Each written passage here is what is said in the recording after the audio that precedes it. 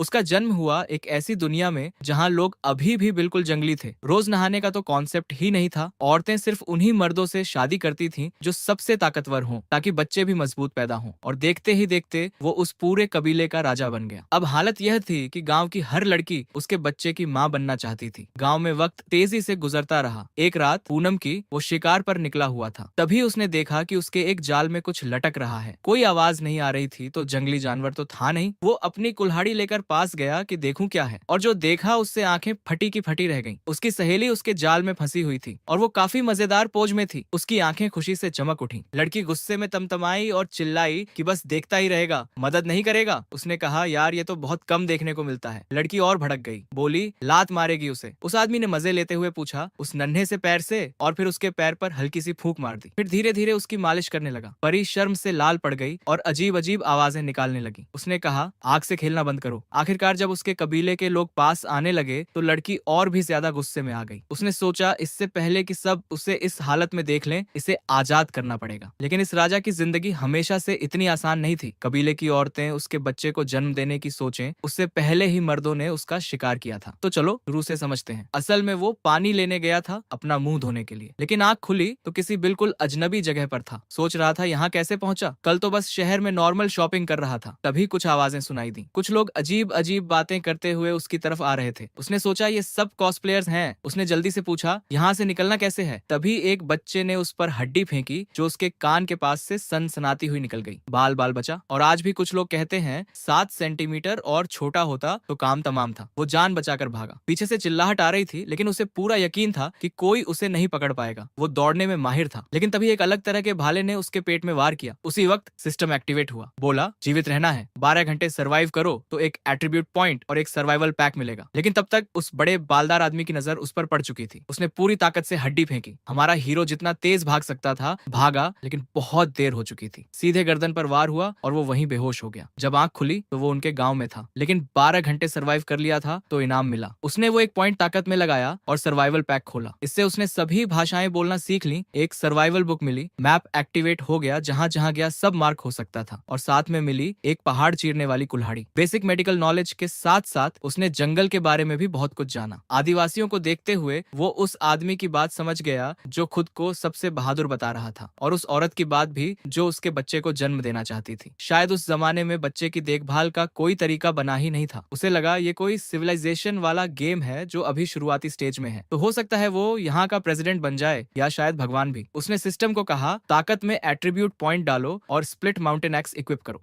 जैसे ही वो एक्टिवेट हुई, ताकत अंदर से उमड़ पड़ी। जो रस्सी उसे बांधे हुई थी वो आसानी से टूट गई। लेकिन तभी 2 आदिवासी स्टोनबोन और लैंगगुची उसे देख लेते हैं। स्टोनबोन बाकी सबको बोलता है, इसे भागने मत देना। फिर वो दोनों आगे बढ़कर उसे वार्निंग देते हैं कि बचने का कोई रास्ता नहीं। हमारा हीरो अकड़ के साथ चिल्लाता है, तुम्हारी हिम्मत कैसे हुई अपने भगवान का अपमान करने की? स्टोनबोन घूर कर पूछता है, कौन से भगवान की बात कर रहा है? लैंगगुची को देखकर समझ आ जाता है कि यही लीडर है। वो बोलता है, ऊपर वाले ने उसे इन पर राज करने के लिए भेजा है, और चूंकि इन्होंने उसे नाराज किया है तो अब सजा मिलेगी। स्टोनबोन को बस इतना सुनना ही काफी था। वो तुरंत गुस्से में आया और सीधे अटैक कर दिया। तभी सिस्टम ने एक नया मिशन दिया, इन आदिम लोगों को डराकर काबू में करो और इनका नेता बनो। फेल हुए तो स्प्लिट माउंटेन एक्स वापस ले ली जाएगी। ये सुनकर वो घबरा गया, क्योंकि कुल्हाड़ी के बिना यहाँ ज्यादा टिकना मुश्किल होगा। हार मानने से इनकार करते हुए उसने स्टोन बोन का अटैक झेला। वॉर इतना जोरदार था कि आसपास की जमीन हिल गई। इन लोगों की ताकत देखकर वो हैरान रह गया, लेकिन वो जानता था कि उसका अपना बॉडी भी अब पहले से कहीं ज्यादा स्ट्रांग हो चुका है। उसने पूरी ताकत से पलटवार किया, और हुआ यह कि स्टोन बोन का हथियार 2 टुकड़ों में कट गया। पूरा कैंप एकदम चुप। लेकिन तभी उसे अंदर से कुछ बुरा लगा, और वो बिल्कुल सही था। स्टोनबोन चिल्लाया, सब मिलकर इस पर टूट पड़ो। घबराहट में वो मुड़ा और भाग गया। स्टोनबोन के लोग हैरान थे कि इसे ड्यूअल समझ रहे थे, जबकि पूरा ग्रुप एक 24 साल के लड़के पर टूट पड़ा था। एक लड़का झपटा तो उसने एक तरफ हटकर पलटवार किया, फिर गुस्से में वार्निंग दी, ज्यादा मत करना, मरने से पहले 5 को साथ लेकर जाऊंगा, पीछे हट जाओ। वो जानता था अगर ये सब एक साथ टूटे तो पल भर में खेल खत्म। लेकिन तभी कुछ अजीब हुआ। अचानक सारे लोग घबराकर उससे दूर भागने लगे। उसे समझ नहीं आया। तभी सिस्टम ने एक एक्स्ट्रा मिशन दिखाया, एक खतरनाक सेबर टूथ टाइगर को भगाकर इन लोगों की मदद करो। और यह मिशन ऑटोमेटिकली एक्सेप्ट भी हो चुका था। वो कंफ्यूजन में मिशन देखता रहा, लेकिन जैसे ही एहसास हुआ कि एक सेबर टूथ टाइगर ठीक उसके पीछे खड़ा है, वो कंफ्यूजन एक पल में गायब हो गया। वो जान बचाकर भागा। बाघ पीछे था और भागते भागते उस पर अटैक भी कर रहा था। घबराया हुआ वो सोच रहा था, यहाँ हर चीज उसी को क्यों खाना चाहती है, और सिस्टम ने ऐसा मिशन क्यों दिया? उसे पता था उस बाघ का एक ही काटना आधे बॉडी का काम तमाम कर देगा। तभी तभी उसे उसके पंजे का गहरा घाव महसूस हुआ और वो बुरी तरह घायल हो गया। उसने खुद को फोर्स किया शांत हो, सोच। तभी दूर से उठता हुआ धुआं दिखा और उसे याद आया सेबर टूथ टाइगर बाकी जानवरों की तरह आग से डरता है। उसने प्लान बना लिया, निकलने का रास्ता सोचने लगा, यहाँ तक कि बाघ को डायरेक्टली चैलेंज भी किया, सामने लड़। जब बाघ हमला करने आया तो वो नीचे फिसलकर बचने की कोशिश करने लगा, लेकिन बाघ ने उसके बॉडी को स्प्रिंग बोर्ड की तरह इस्तेमाल किया और उसके ऊपर से छलांग लगा गया। डरा हुआ वो फिर भागा। मन में सोचा फिल्म्स ने सच में धोखा दिया है। कोई और रास्ता नहीं देखकर वो सीधे उस आग की तरफ दौड़ा। रास्ते में पेड़ पौधों और जो भी आड़ मिली उसका सहारा लेते हुए वहां तक पहुंचने की कोशिश करने लगा। बचते और छिपते हुए चेन आखिरकार आग के पास पहुंच ही गया। उसने एक जलती हुई लकड़ी उठाई और बाघ की तरफ लहराने लगा, उसे डराने की कोशिश में। और राहत की बात यह थी कि जानवर सच में आग से डर गया। चेन ने उसे ललकारा, लड़ने के लिए बुलाया, लेकिन मन ही मन दुआ मांग रहा था कि बस ये पीछे हट जाए। तभी एक अजीब सी आवाज सुनाई दी और वो तुरंत सतर्क हो गया। सोचने लगा कहीं कोई और भी बड़ा जानवर तो नहीं आ रहा। और फिर एक और जानवर की जोरदार दहाड़ गूंजी, जिसे सुनकर वो सेबर टूथ टाइगर खुद डर के मारे कांप उठा और वहां से भाग गया। उसे भागते देखकर चेन सोचने लगा कि आखिर किस चीज ने उसे इतना डरा दिया, और अगर वो भाग रहा है तो अब खुद क्या करना चाहिए। तभी सिस्टम ने अनाउंस किया मिशन कंप्लीट और उसे 2 एट्रीब्यूट पॉइंट्स मिले। फिर से आवाजें आने लगी। चेन ने सोचा पहले यहाँ से निकलना जरूरी है। वो उस जगह से चला गया। उसने सिस्टम को बोला 1 पॉइंट ताकत में और 1 पॉइंट चालाकी में लगाओ। जैसे ही वो एक्टिवेट हुए उसे अपने अंदर फर्क महसूस हुआ। वो अब बहुत तेज और हल्का हो गया था। उसने उसी स्पीड से आदिवासियों की तरफ दौड़ लगाई। उसे जिंदा देखकर स्टोन बोन की आंखें फटी रह गईं। उसने हैरानी से पूछा कि उस सेबर टूथ टाइगर ने उसे खाया क्यों नहीं। चेन ने बस मुस्कुराते हुए कहा कि वो जानवर उसके लिए एक बिल्ली के बच्चे से ज्यादा कुछ नहीं था। उसने उसे इतना मारा कि वो डर के मारे भाग गया। ये कहते हुए चैन ने मन में सोचा कि अब तो ये लोग उसकी तारीफ करेंगे ही। तभी सिस्टम ने एक और मिशन दिया, इन लोगों को घर बनाना सिखाओ, एक कबीला बनाओ और 18 दिनों के अंदर इनकी संख्या 50 तक पहुंचाओ। उसने ग्रुप को काउंट किया तो बच्चों समेत कुल 15 लोग निकले। 50 तक पहुंचने के लिए उसे दूसरे कबीलों को भी अपने साथ मिलाना होगा। ये बात उसे समझ आ गई। उस रात बाकी सब सो गए, लेकिन चेन की आंखें नहीं लग रही थीं। पेट जोरों से भूख मांग रहा था। उसने डिसाइड किया कि खुद ही खाना ढूंढने जाएगा। उसने देखा कि ये आदिम लोग बिना किसी पहरे के बेफिक्र होकर सो रहे थे, लेकिन उसका पेट फिर गुड़गुड़ाया और खाना सबसे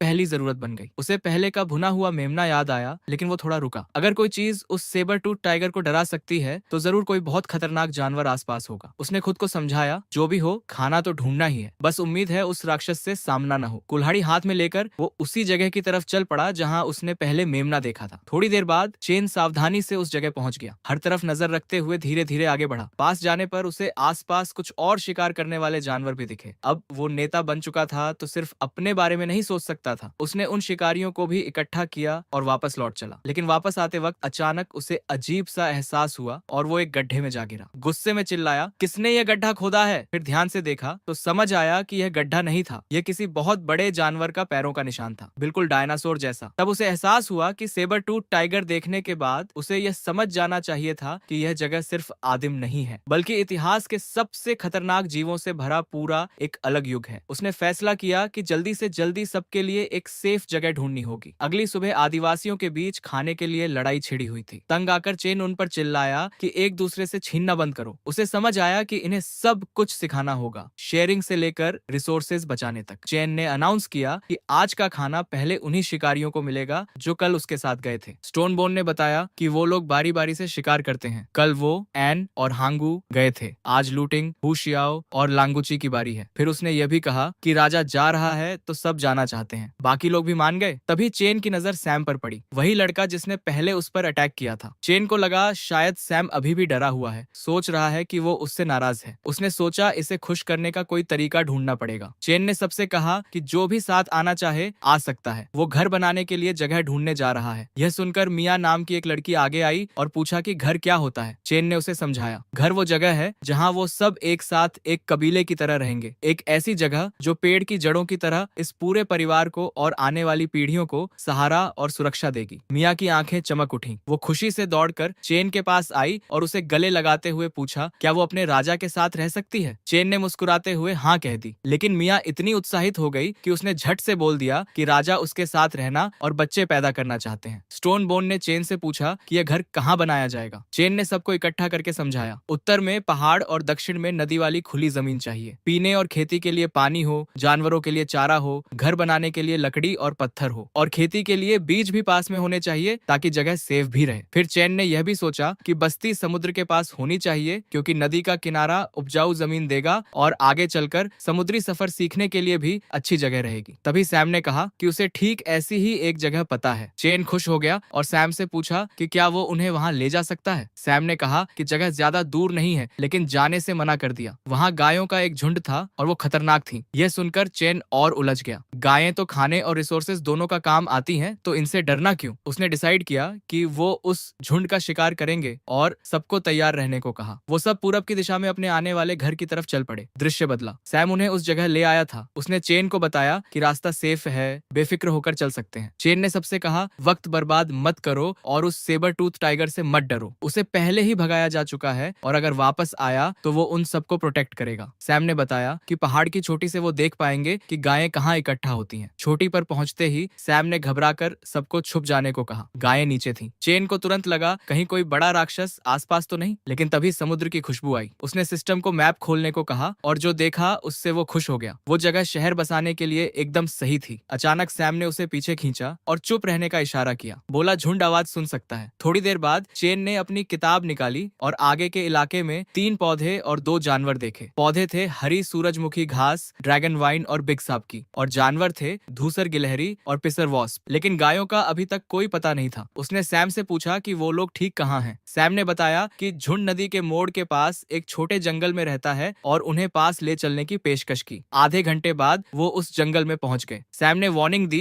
कि एक और कदम और गायें सतर्क हो जाएंगी। चेन को यह चुप्पी अजीब लग रही थी। वो समझ नहीं पा रहा था कि सैम गायों को लेकर इतना घबराया हुआ क्यों है। तभी उसका ध्यान बदला और वो खुद भी घबरा गया, यह सोचकर कि कहीं कोई बड़ा राक्षस तो नहीं। लेकिन राहत की बात, उस इलाके में सिर्फ एक ही जानवर था। चेन ने सैम से पूछा कि क्या उसे गलत याद है, लेकिन इससे पहले कि सैम कुछ बोलता, एक पेड़ हिलता दिखा। सैम ने कहा, ऊपर देखो। चेन ने ऊपर देखा और वहीं रुक गया। वो जम गया। मन में बस एक ही सवाल था, ये किस तरह का राक्षस है। सिस्टम ने आइडेंटिफाई किया, लोहे के काले सींग वाली गाय। आड़ में छिपे स्टोन बोन ने घबराते हुए पूछा कि क्या वो सच में उस जानवर का शिकार करने की सोच रहे हैं। चेन खुद भी उतना ही तनाव में था, लेकिन उसने हाँ कहा और सबको घात लगाने का आदेश दिया। खुद जाकर पहले जायजा लेने गया। बाकी सब उसे हैरानी से देख रहे थे, सोच रहे थे कि उनका राजा कितना जांबाज है। लेकिन पेड़ के पीछे चेन लगभग रोने वाला था। मन में सोच रहा था, यह सब कैसे हो गया। वो नहीं चाहता था कि पूरा कबीला मर जाए। अब बस अपनी फुर्ती पर भरोसा करना होगा। उसने एक बार और ध्यान से देखा तो पता चला कि छोटी गायें भी उससे बड़ी थीं। उसने सही मौके का इंतजार किया। शांत रहते हुए उसने उस गाय के पास जाने की कोशिश की, लेकिन जैसे ही उसने उसे देखा, गाय की नजरें बदली और वो दहाड़ उठी और उसके पास जाते ही पूरा झुंड उसके पीछे दौड़ पड़ा। चेन नदी के उस पार छलांग लगाते हुए चिल्लाया, पीछे आना बंद करो। कबीले के पास वापस आया तो उन लोगों ने पूरी बात को उल्टा समझ लिया। उन्हें पूरा यकीन था कि उनका राजा बहादुरी से पूरे झुंड को उनसे दूर ले जा रहा है, सबकी रक्षा कर रहा है। वो आपस में फुसफुसा ही रहे थे कि चेन ने बिना रुके एक पहाड़ी से छलांग लगा दी और उस पर जा गिरा। अचानक पहाड़ी हिल उठी। चेन सोचने लगा, अभी क्या हुआ। नीचे देखा तो एक गाय पहाड़ से जा टकराई थी, क्योंकि वो रुक ही नहीं पा रही थी। ये देखकर उसे एक आइडिया आया, गायें इतनी ऊंचाई तक नहीं चढ़ सकती तो पूरे झुंड को नीचे लाओ। उसने पीछे मुड़कर सोचा कि अब आगे क्या करें। नीचे वो गुस्साई गायें इंतजार कर रही थी तो उतरना मुश्किल था। एक ही रास्ता था और ऊपर चढ़ो। चेन चढ़ता गया और जब शिखर पर पहुंचा तो जो नजारा देखा उससे उसकी आंखें खुली रह गईं। यही था जो वो ढूंढ रहा था। वो बिल्कुल सही जगह थी। उसी पल उसने डिसाइड कर लिया कि यहीं वो अपना साम्राज्य बनाएगा। मन में एक अजीब सा जोश था। लगा कि उसका असली सफर अभी शुरू हुआ है। दूसरी तरफ सैम ने झुंड को पीछे हटते देखा और सोचने लगा कि उनका राजा गया कहाँ। स्टोन बोन को लगा कि चेन गायों के नीचे दब गया होगा। वो एक पेड़ पर चढ़ गया। सोचा कम से कम उसकी कुल्हाड़ी तो उठा लेगा। लेकिन जैसे ही वो पेड़ पर चढ़ा, चेन की कुल्हाड़ी उड़कर सीधे उसके पास आ गई और वहीं अटक गई। स्टोन बोन की बोलती बंद। चेन ने ऊपर से उसका मजाक उड़ाया, बोला, अपने राजा को मरा हुआ मान लिया था। सैम और बाकी सबने चेन को जिंदा देखा तो जान में जान आई। स्टोन बोन ने पूछा, क्या गायें सच में इतनी ताकतवर थीं? चेन ने बताया कि वो उनका मांस खाकर खुद को और मजबूत बनाने की सोच रहा है और पूछा कि क्या बाकी लोग भी थोड़ा चखना चाहते हैं। स्टोन बोन और सैम दोनों ने साफ मना कर दिया। बोले, उन गायों को हरा नहीं सकते और अगर किसी तरह हरा भी दिया तो भी वो उनका मांस नहीं खाएंगे। चेन गुस्से में बोला, क्या उसकी बात सुन नहीं रहे, बस जवाब चाहिए। सब एकदम से घबरा गए और झट से हाँ बोल दी। हाँ हाँ, मांस खाना है। चेन ने कहा कि वो इन सबको हथियार बनाना और उनसे शिकार करना सिखाएगा। 3 दिन बाद वापस आएंगे और उन गायों का काम तमाम करेंगे। अगले सीन में चेन ने एक ही वार में पेड़ के 2 टुकड़े कर दिए। सब देखते रह गए। स्टोन बोन ने आगे बढ़कर पूछा कि पेड़ क्यों काटा, इस पर तो फल भी नहीं थे। चेन ने समझाया कि इससे हथियार बनाएंगे, सब ध्यान से देखो। फिर उसने सबको लकड़ी के डंडों से भाले बनाना सिखाया। भाले बनाते वक्त उसे महसूस हुआ कि उसकी टेक्निक में कुछ इम्प्रूवमेंट भी हो रही है। फिर उसने उन्हें दिखाया कि शिकार में भाला कैसे काम करता है। पूरा कबीला हैरान रह गया। इससे इससे पहले वो बस लकड़ी इकट्ठा करते थे, कभी सोचा नहीं था कि यह इतनी खतरनाक चीज बन सकती है। सब उत्साहित हो गए और बोले कि वो खुद भी आजमाना चाहते हैं। चेन ने स्टोन बोन को पहले जाने को कहा। जब वो प्रैक्टिस कर रहा था, चेन और भाले बनाता रहा। कुछ ही घंटों में पूरा कबीला साथ में प्रैक्टिस करने लगा। अभ्यास के बीच चेन ने लियू तांग और हुजाओ को बुलाया और कहा कि दोनों मिलकर उस पर अटैक करें। दोनों गुस्से में उस पर टूट पड़े, लेकिन चेन आराम से दोनों हमलों से बच निकला। फिर उसने पलटवार किया और हुजियाओ को बेहोश कर दिया। गुस्से में लियू तांग ने फिर हमला किया और इस बार थोड़ा खून बहाने में कामयाब रहा। सब देखते रह गए। चेन ने लियू तांग से कहा कि अगर भाले की नुकीली नोक लगाई होती तो अब तक वो खत्म हो चुका होता। लियू तांग चिल्लाया कि उनका राजा तो भगवान जैसा है, इसे कोई हरा नहीं सकता। चेन ने समझाया कि ये लोग ताकत पर निर्भर हैं, स्किल पर नहीं। भाले का असली फायदा उसकी नोक में है। दुश्मन पर या शिकार पर सटीक निशाना लगाना सीखो, यही काम आएगा। फिर उसने सबको दूर से भाला फेंकने की प्रैक्टिस शुरू करने को कहा। एक टारगेट तय किया और बारी बारी से सबने कोशिश की, लेकिन कोई निशाने पर नहीं लगा पाया। चेन सोचने लगा शायद इनमें से किसी में टैलेंट नहीं है। तभी अचानक एक भाला सीधे टारगेट पर जा लगा। चेन ने पलक झपकाई। बाकी सब भी हैरान, किसने निशाना लगाया? उसने मुड़कर देखा तो हुआंगशु खड़ा था। चेन ने पूछा, तूने फेंका था? हुआंगशु ने बस इतना पूछा, क्या मैं जीत गया? चेन ने हाँ कहा और उसे इनाम में 2 भाले दे दिए। तभी कोई दौड़ता हुआ आया और बोला कि एक जानवर पास आ रहा है। चेन ने सबको तैयार होने का आदेश दिया, लेकिन अंदर से खुश था। इस शिकार से सबको असली एक्सपीरियंस मिलेगा। जंगल से एक जानवर निकला और दहाड़ा। चेन तुरंत उस पर टूट पड़ा और चिल्लाया, आज रात का खाना यही है। लड़ाई शुरू होते ही चेन ने सबको आदेश दिया, घेर लो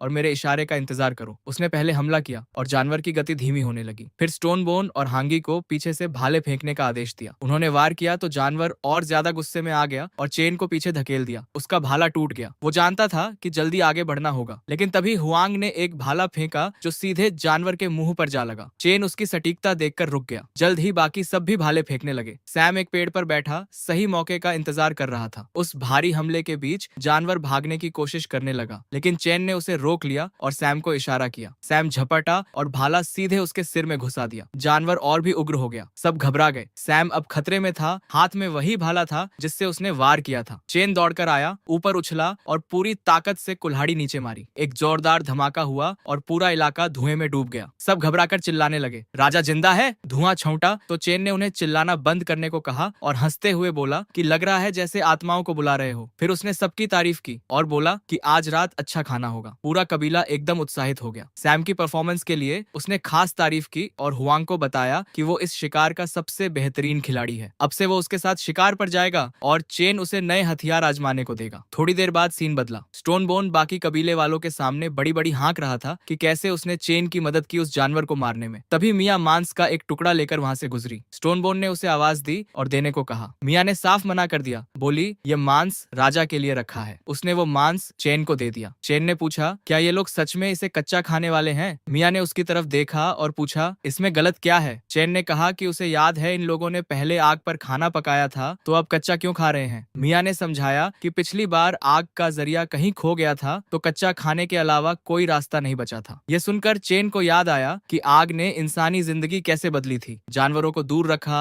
रहने की जगह को सेफ बनाया, खाने को बेहतर किया। उसने डिसाइड किया कि इस कबीले को एक और तोहफा देने का वक्त आ गया है। इन्हें आग जलाना सिखाएगा। उसने एक टूटा हुआ भाला उठाया और उसे लकड़ी के एक टुकड़े पर रगड़कर चिंगारी निकाली। फिर सबसे कहा कि लकड़ी का बुरादा और पेड़ की रुई एक खांचे में भर दो। फिर छड़ी को हथेलियों के बीच घुमाया और रगड़ से आग जल उठी। आग देखते ही पूरा कबीला आंखें फाड़े खड़ा रहा और चेन की तारीफ करने लगा। स्टोन बोन इतने जोर से चिल्लाया कि दूर तक सुनाई दे, राजा ने आग जलाई। चेन ने तुरंत उसे पकड़ा और दबी आवाज में बोला, चुप रह। इसके तुरंत बाद सिस्टम ने उसे 10 टेक्नोलॉजी पॉइंट्स का इनाम दिया। चेन सोचने लगा कि ये पॉइंट्स कमाना तो काफी आसान है। पहले उसे पता नहीं था कि ये किस काम आते हैं, लेकिन चेक करने पर पता चला कि इन टेक्नोलॉजी पॉइंट्स से खानदानी बीमारियां पकड़ी जा सकती हैं और हर बार 10 पॉइंट्स लगते हैं। वो अभी ये सब सोच ही रहा था कि सैम आया और बोला कि मांस बांटते वक्त उसने देखा कि एक जंगली सुअर अपने बच्चों को दूध पिला रहा था। इससे उसे शक हुआ कि बच्चे आसपास ही हैं और जब उसने उस इलाके को ढूंढा तो वो मिल भी गए। तुरंत ही चेन को एक एक्स्ट्रा मिशन मिला, सुअर के बच्चों को बाड़े में बंद करके पालतू बनाओ। सिस्टम ने पूछा कि क्या वो इसे एक्सेप्ट करना चाहता है। चेन ने मियां और सैम को बच्चों को वापस लाने के लिए भेजा। उसने उन्हें सावधान रहने को कहा और यह भी कि छोटे बच्चों को चोट नहीं लगनी चाहिए, उसे हर एक जिंदा चाहिए था। मियां ने सैम का हाथ पकड़ा और दोनों उन बच्चों की तरफ दौड़ पड़े। चेन ने डिसाइड किया कि उनके लौटने से पहले एक सुअर बाड़ा तैयार कर लेगा। उसने स्टोन बोन को बुलाया और कहा कि खाना खाने के बाद आ जाए, काम है। फिर सीन शाम का हो गया। स्टोन बोन शाखाएं ढो रहा था और अपने दोस्तों से पूछ रहा था कि राजा को इतनी सारी शाखाएं क्यों चाहिए। जब वो मांद में वापस आया तो उसने देखा कि सब लोग कुछ अजीब सी चीज बना रहे हैं। हैरान होकर उसने हांगू से पूछा, ये क्या बन रहा है? हांगू ने बताया कि राजा इसे घास की रस्सी कहते हैं और ये उन लताओं से कहीं ज्यादा मजबूत है जो वो नॉर्मली इस्तेमाल करते हैं। बनाने का तरीका भी बताया, पहले भूसे को चिकना करो, फिर रेशों को आपस में मिलाकर रस्सी बनाओ। स्टोनबोन और चिढ़ गया क्योंकि उसे अभी भी समझ नहीं आ रहा था कि हो क्या रहा है। चेन ने उसे इधर उधर खड़े रहने से मना किया और शाखाएं लाने को कहा। फिर उसने सबको टहनियां उठाने और घास की रस्सियों को एक तय पैटर्न में बांधने को कहा। कम से कम 5 लकड़ी के फ्रेम्स बनाने थे। उसके बाद उसने सबसे कहा कि उन फ्रेम्स को खोदे हुए गड्ढों में लगाओ, फिर उन्हें ऊपर से आपस में बांधकर पिंजरे का शेप दिया और पुआल से अच्छी तरह ढक दिया। जैसे ही यह पूरा हुआ, पूरा कबीला सुअर बाड़े के अंदर घुस गया और उस पर कब्जा करने के लिए आपस में लड़ने लगा। हर कोई वहां रहना चाहता था और राजा के बच्चे पैदा करना चाहता था। यह देखकर चैन अकड़ गया और बोला, यह सुअर बाड़ा तुम्हारे लिए नहीं है। तभी सैम और मियाँ शावकों को लेकर वापस आ गए। चेन ने सैम को कहा कि सुअर के बच्चों को अंदर रख दे। यह सुनते ही स्टोनबोन रोते हुए चेन के पास दौड़ा और चिल्लाने लगा कि ऐसा नहीं हो सकता। वो बार बार बोलता रहा कि इतना अच्छा घोंसला जंगली सुअरों के लिए बर्बाद नहीं होना चाहिए। एजेंट भी चेन से लिपट गया और स्टोनबोन की बात से सहमत हो गया। वो सब उसी घोंसले में रहना चाहते थे। स्टोनबोन ने यह भी कहा कि उन्हें एक ऐसी जगह चाहिए जहां वो राजा के साथ चैन से रह सके। चेन ने गुस्से से उन्हें धक्का देकर दूर किया और बोला कि उसे किसी मर्द के साथ गले लगने में कोई इंटरेस्ट नहीं है। फिर बोला कि अभी सुअर बाड़ा चाहिए तो ले लो, लेकिन जब असली घर बनेंगे तो उनमें से किसी को जगह नहीं मिलेगी। एन एकदम रुक गया, फिर जल्दी से बोला कि अगर कोई बेहतर जगह मिलेगी तो वो कहीं और रहने को तैयार है। स्टोनबोन को यह जगह दे दो। स्टोनबोन ने भी मना कर दिया। चेन ने उसकी शिकायत को अनसुना किया और सैम को बोला कि सभी सुअरों को अंदर कर दो। हुआंगशु पास आया और पूछा कि जानवर तो खाने के लिए होते हैं, तो इन जंगली सुअरों को जानवर पालना क्यों सीख रहे हैं? चेन ने पूछा। बिना शिकार किए खूब सारा खाना चाहिए। हांगू ने उत्साह से हाँ कहा। चेन ने समझाया कि अगर इन बच्चों को पालें और सुअर पैदा हों तो खाने की कोई कमी नहीं रहेगी। इससे जानवर पालने का मिशन पूरा हो गया और चेन को इनाम मिल गया। उसने खोला तो उसमें नमक का एक पैकेट था और साथ में तले हुए क्लैम बनाने की एक रेसिपी भी थी। चेन इनाम को घूरता रहा, सोचने लगा कि क्या सिस्टम उसे शेफ बनाना चाहता है, लेकिन सिस्टम ने यह भी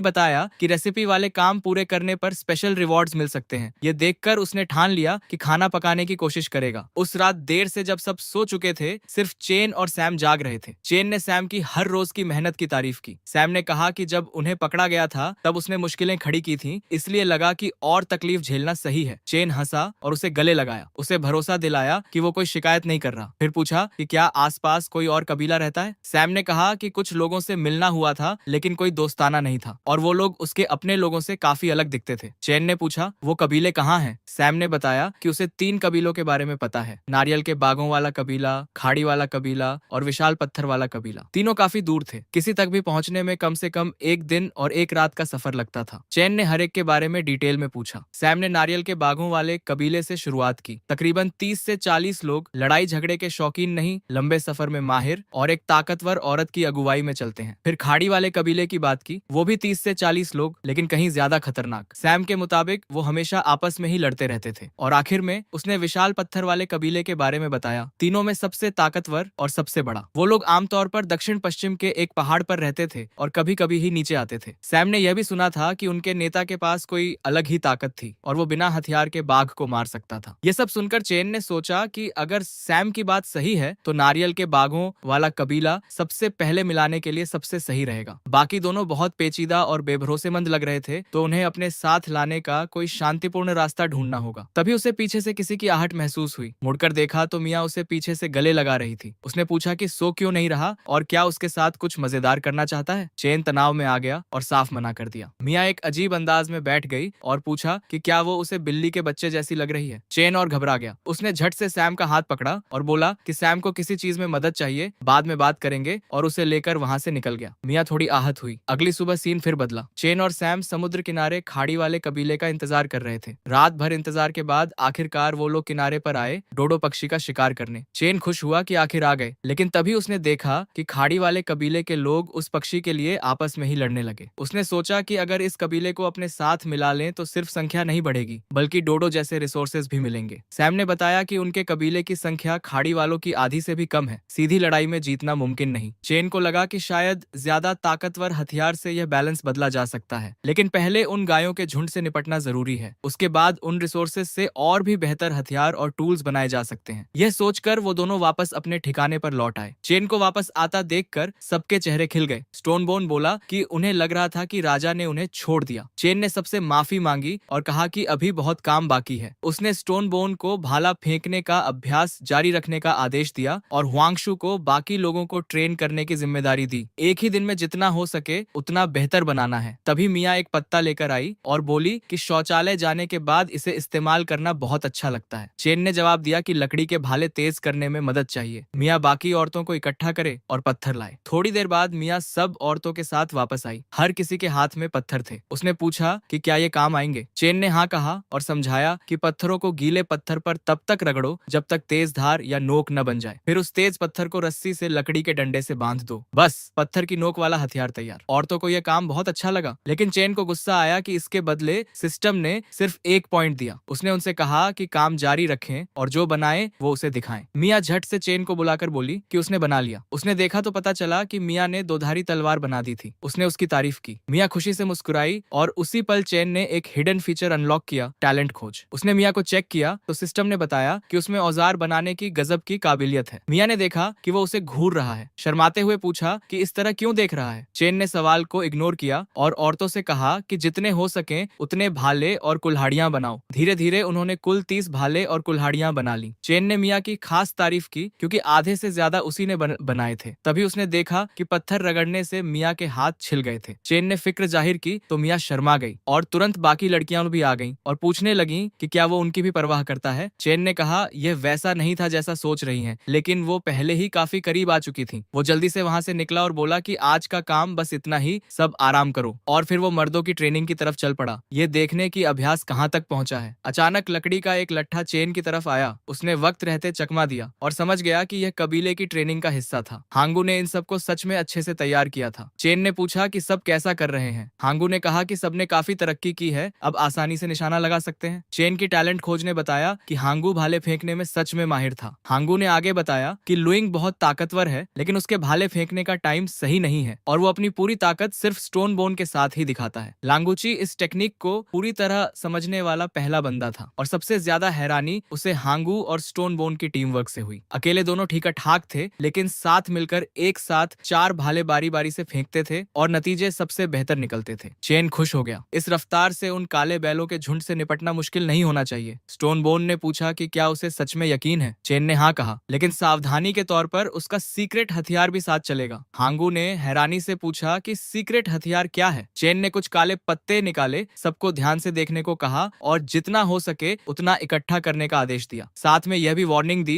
कि खुले घावों से इन पत्तों को मत छूना। इन पौधों में एक नेचुरल चीज थी जो लकवा मार देती है। उस रात चेन एक पत्थर को आकार देने बैठ गया। मिया सभी भाले लेकर आई और पूछा कि उसने चट्टान में यह उथला गड्ढा क्यों बनाया है। चेन ने बताया कि यह एक ओखली है और जल्द ही पता चल जाएगा कि क्यों। उसने कहा कि औरतों को इकट्ठा करो, पत्थर की गदा से इन पत्तों को अंदर कूटो, फिर वो पेस्ट लकड़ी के भालों की नोकों पर लगा दो। लुडिंग आकर बोली कि मर्द भी गदा से मदद करना चाहते हैं। चेन ने उन्हें आराम करने को कहा। शिकार के लिए उनकी ताकत बचाकर रखनी होगी। थोड़ी देर बाद सुबह हुई। चेन भुना हुआ मांस खा रहा था और उस पर नमक छिड़क रहा था। तभी मिया ने अचानक उसकी तरफ एक भाला फेंका, उसे बताने के लिए कि लेप का काम पूरा हो गया है। चेन उठा। उसने औरतों को कहा कि शिविर और बच्चों की रखवाली करें और पीछे रुकें। बाकी सबको पहाड़ पर उसके पीछे आने का आदेश दिया। कबीले के लोग जोश से भर गए और अपने हथियार उठा लिए। उन जानवरों को दिखाने का वक्त आ गया था। थोड़ी देर बाद सब पहाड़ की चोटी पर पहुंच गए। एन ने पूछा कि क्या राजा का अकेले चारे की तरह आगे जाना सही है। वो साफ घबराया हुआ था। स्टोन बोन ने जवाब दिया कि उनके राजा बेहद ताकतवर हैं, उन्हें कुछ नहीं होगा। सैम ने बीच में कहा कि सब तैयार रहें, नदी के पास कुछ हलचल हो रही है। स्टोन बोन ने मिया और बाकी औरतों को कहा कि भाले सही वक्त पर बांटें, खासकर सैम को जब वो पहाड़ पर अपनी जगह पर पहुंच जाए। उनके राजा ने सब कुछ दांव पर लगाया था, उन्हें खोना बर्दाश्त नहीं था। तो हुआ यह था, 10 मिनट पहले चेन काले सांडों के पास घूम रहा था। मन में सोच रहा था कि पिछली बार की तरह स्टोन माउंटेन की तरफ भाग जाना अभी भी सबसे सुरक्षित रास्ता है, लेकिन सावधानी बरतते हुए उसने पहले एक छोटे सांड को छेड़ने का फैसला किया। वो एक छोटे बैल के पास गया और उस पर पत्थर फेंका, फिर जोर से खुद को झुंड का नेता कहा और उसे चैलेंज दिया कि आ लड़। काला बैल तुरंत आग बबूला हो गया और देखते ही देखते 3 बैल चेन पर टूट पड़े। भागते हुए चेन ने स्टोन बोन को आवाज दी, पहले काले बैल को निशाना बनाओ। स्टोन बोन ने तुरंत सबको तैयार होने का आदेश दिया और भाले एक साथ छूटे। काम हो गया। काले बैल घायल हो गए। इस मौके का फायदा उठाते हुए सैम ने सीधे उनकी गर्दन पर भाले फेंके। बैल पहाड़ से जा टकराए। चेन एक चट्टान पर कूदकर ऊपर चढ़ने लगा, लेकिन हाथ फिसल गया। आखिरी पल में स्टोन बोन ने उसे पकड़ लिया और सेफ जगह पर खींच लिया। चेन ने आदेश दिया कि जब तक बैल कमजोर हैं, अटैक जारी रखो। स्टोन बोन आगे बढ़ा और सबको डायरेक्शन देने लगा। यह देखकर चेन को असली अगुवाई की झलक मिली। उसे समझ आया कि स्टोन बोन दूसरों को आदेश देने में इतना माहिर क्यों है। उसने मन में सोचा कि इसे एक सच्चा नेता बनाने के लिए तैयार करना सही रहेगा। स्टोन बोन थोड़ी देर बाद लौटा और बोला कि बैल शांत होते दिख रहे हैं। चेन खुश हुआ। बेहोशी की दवा उम्मीद से ज्यादा तेजी से असर कर रही थी। तभी सैम चिल्लाया कि बाकी झुंड भी उनकी तरफ दौड़ रहा है। चेन उनकी स्पीड देखकर चौंक गया, फिर भी उसने सबको घबराने को मना किया। यह प्लान का हिस्सा था। बस उन 3 बैलों को खत्म करना था और यह पक्का करना था कि कोई भाग न पाए। काले बैल पीछे हटने की कोशिश कर रहे थे, लेकिन धीरे धीरे चल रहे थे। जहर का असर दिख रहा था। चेन ने सबको उनके पैरों पर निशाना लगाने और भागने से रोकने को कहा। स्टोन बोन ने सबको एक साथ भाला फेंकने का आदेश दिया और तीनों बैल आखिरकार जमीन पर आ गए। चेन ने रुकने को कहा, लेकिन स्टोन बोन बोला कि अभी नरमी दिखाने का वक्त नहीं है। बाकी झुंड के आने से पहले इन तीनों से निपटना जरूरी है। चेन ने पूछा कि कितने भाले बचे हैं। मियां ने जवाब दिया कि अभी भी 28 भाले हैं। फिर चेन ने सैम को आने वाले झुंड को काउंट करने को कहा। सैम ने अंदाजा लगाया कि करीब 20 सांड हैं। चेन ने कहा कि इसीलिए रुकने को कहा था। भाले बर्बाद करने की गुंजाइश नहीं थी। हांगू ने पूछा कि क्या इसका मतलब यह है कि उन 3 काले सांडों पर की गई पूरी मेहनत छोड़ दें। चेन ने कहा, नहीं, यह अभी भी प्लान का हिस्सा है। उसका कभी इरादा नहीं था कि छोटी टुकड़ी पूरे झुंड से सीधे लड़े। शुरू से असली निशाना सरदार था। एक बार सरदार मर जाए तो बाकी सांड अपने आप तितर बितर हो जाएंगे। उसे बाहर निकालने के लिए चारे की जरूरत थी। इसीलिए उन काले सांडों को जिंदा रखना और भागने न देना इतना जरूरी था। चेन ने आगे बताया कि ओरिजिनली उसने सिर्फ एक सांड को इस्तेमाल करने की सोची थी, लेकिन 2 एक्स्ट्रा सांडों पर उम्मीद से कहीं ज्यादा भाले खर्च हो गए। अचानक सैम चिल्लाया कि काले सांड का सरदार दिख रहा है और वो किसी राक्षस जैसा लग रहा था। सरदार दहाड़ा और पूरा झुंड करा पहाड़ की तरफ हमला करने दौड़ पड़ा। पहले तो चेन और बाकी सब सोचने लगे कि क्या ये बैल पागल हो गए हैं, लेकिन चेन को जल्दी ही एहसास हुआ कि सरदार का अभी लड़ने का कोई इरादा नहीं है और तभी सबको समझ आया। पहाड़ ढहने लगा था। चेन ने सबको चिल्लाया कि पीछे भागो और छुप जाओ, लेकिन मियां वक्त पर नहीं बच पाई और पहाड़ के टूटने से गिर गई। बिना एक पल सोचे चेन उसके पीछे कूद गया और एगॉन को भी साथ आने को कहा। हु जियाओ और लांगू चोई भी मदद के लिए नीचे आ गए। अब लड़ने के अलावा कोई रास्ता नहीं था। हु जियाओ ने एगॉन से पूछा कि क्या बैलों पर अटैक कर दें। एगॉन ने कहा, जल्दबाजी मत करो, नेता के आदेश का इंतजार करो। इधर चेन दबाव में था। उसे एहसास हो गया था कि बैल सरदार उसकी चाल भांप चुका है। यह सोचकर वो बेचैन हो गया। स्टोन बोन ने पहाड़ पर बचे लोगों से कहा कि नेता की रक्षा के लिए नीचे आओ, लेकिन चेन ने जोर से चिल्लाया, नहीं, ऊपर रहो और भालों से अटैक करते रहो। और फिर असली लड़ाई शुरू हुई। चेन अपनी कुल्हाड़ी से लड़ रहा था, जबकि बाकी लोग भाले और पत्थर की कुल्हाड़ियां इस्तेमाल कर रहे थे। मिलकर बैलों को रोकते हुए और एक साथ हमले करते हुए वो कई बैलों को घायल करने में कामयाब रहे। स्टोन बोन ने मौका देखकर ऊपर वालों को इशारा किया और भालों की बारिश हो गई। कुछ बैल गिर गए। अचानक पूरा झुंड रुक गया। ऐसा लग रहा था जैसे सरदार उनसे कुछ कह रहा हो। चेन को हैरानी हुई जब बैल पीछे हटने लगे। उसने सोचा कि क्या सरदार ने उन्हें हटने का आदेश दिया ताकि खुद अकेले लड़ सके। तभी मूसलाधार बारिश शुरू हो गई और बैल सरदार आगे बढ़ा। उसने गहरी सांस ली और अपने मुंह से आग उगल दी। चेन फौरन चिल्लाया, सब इधर उधर भागो, बचो।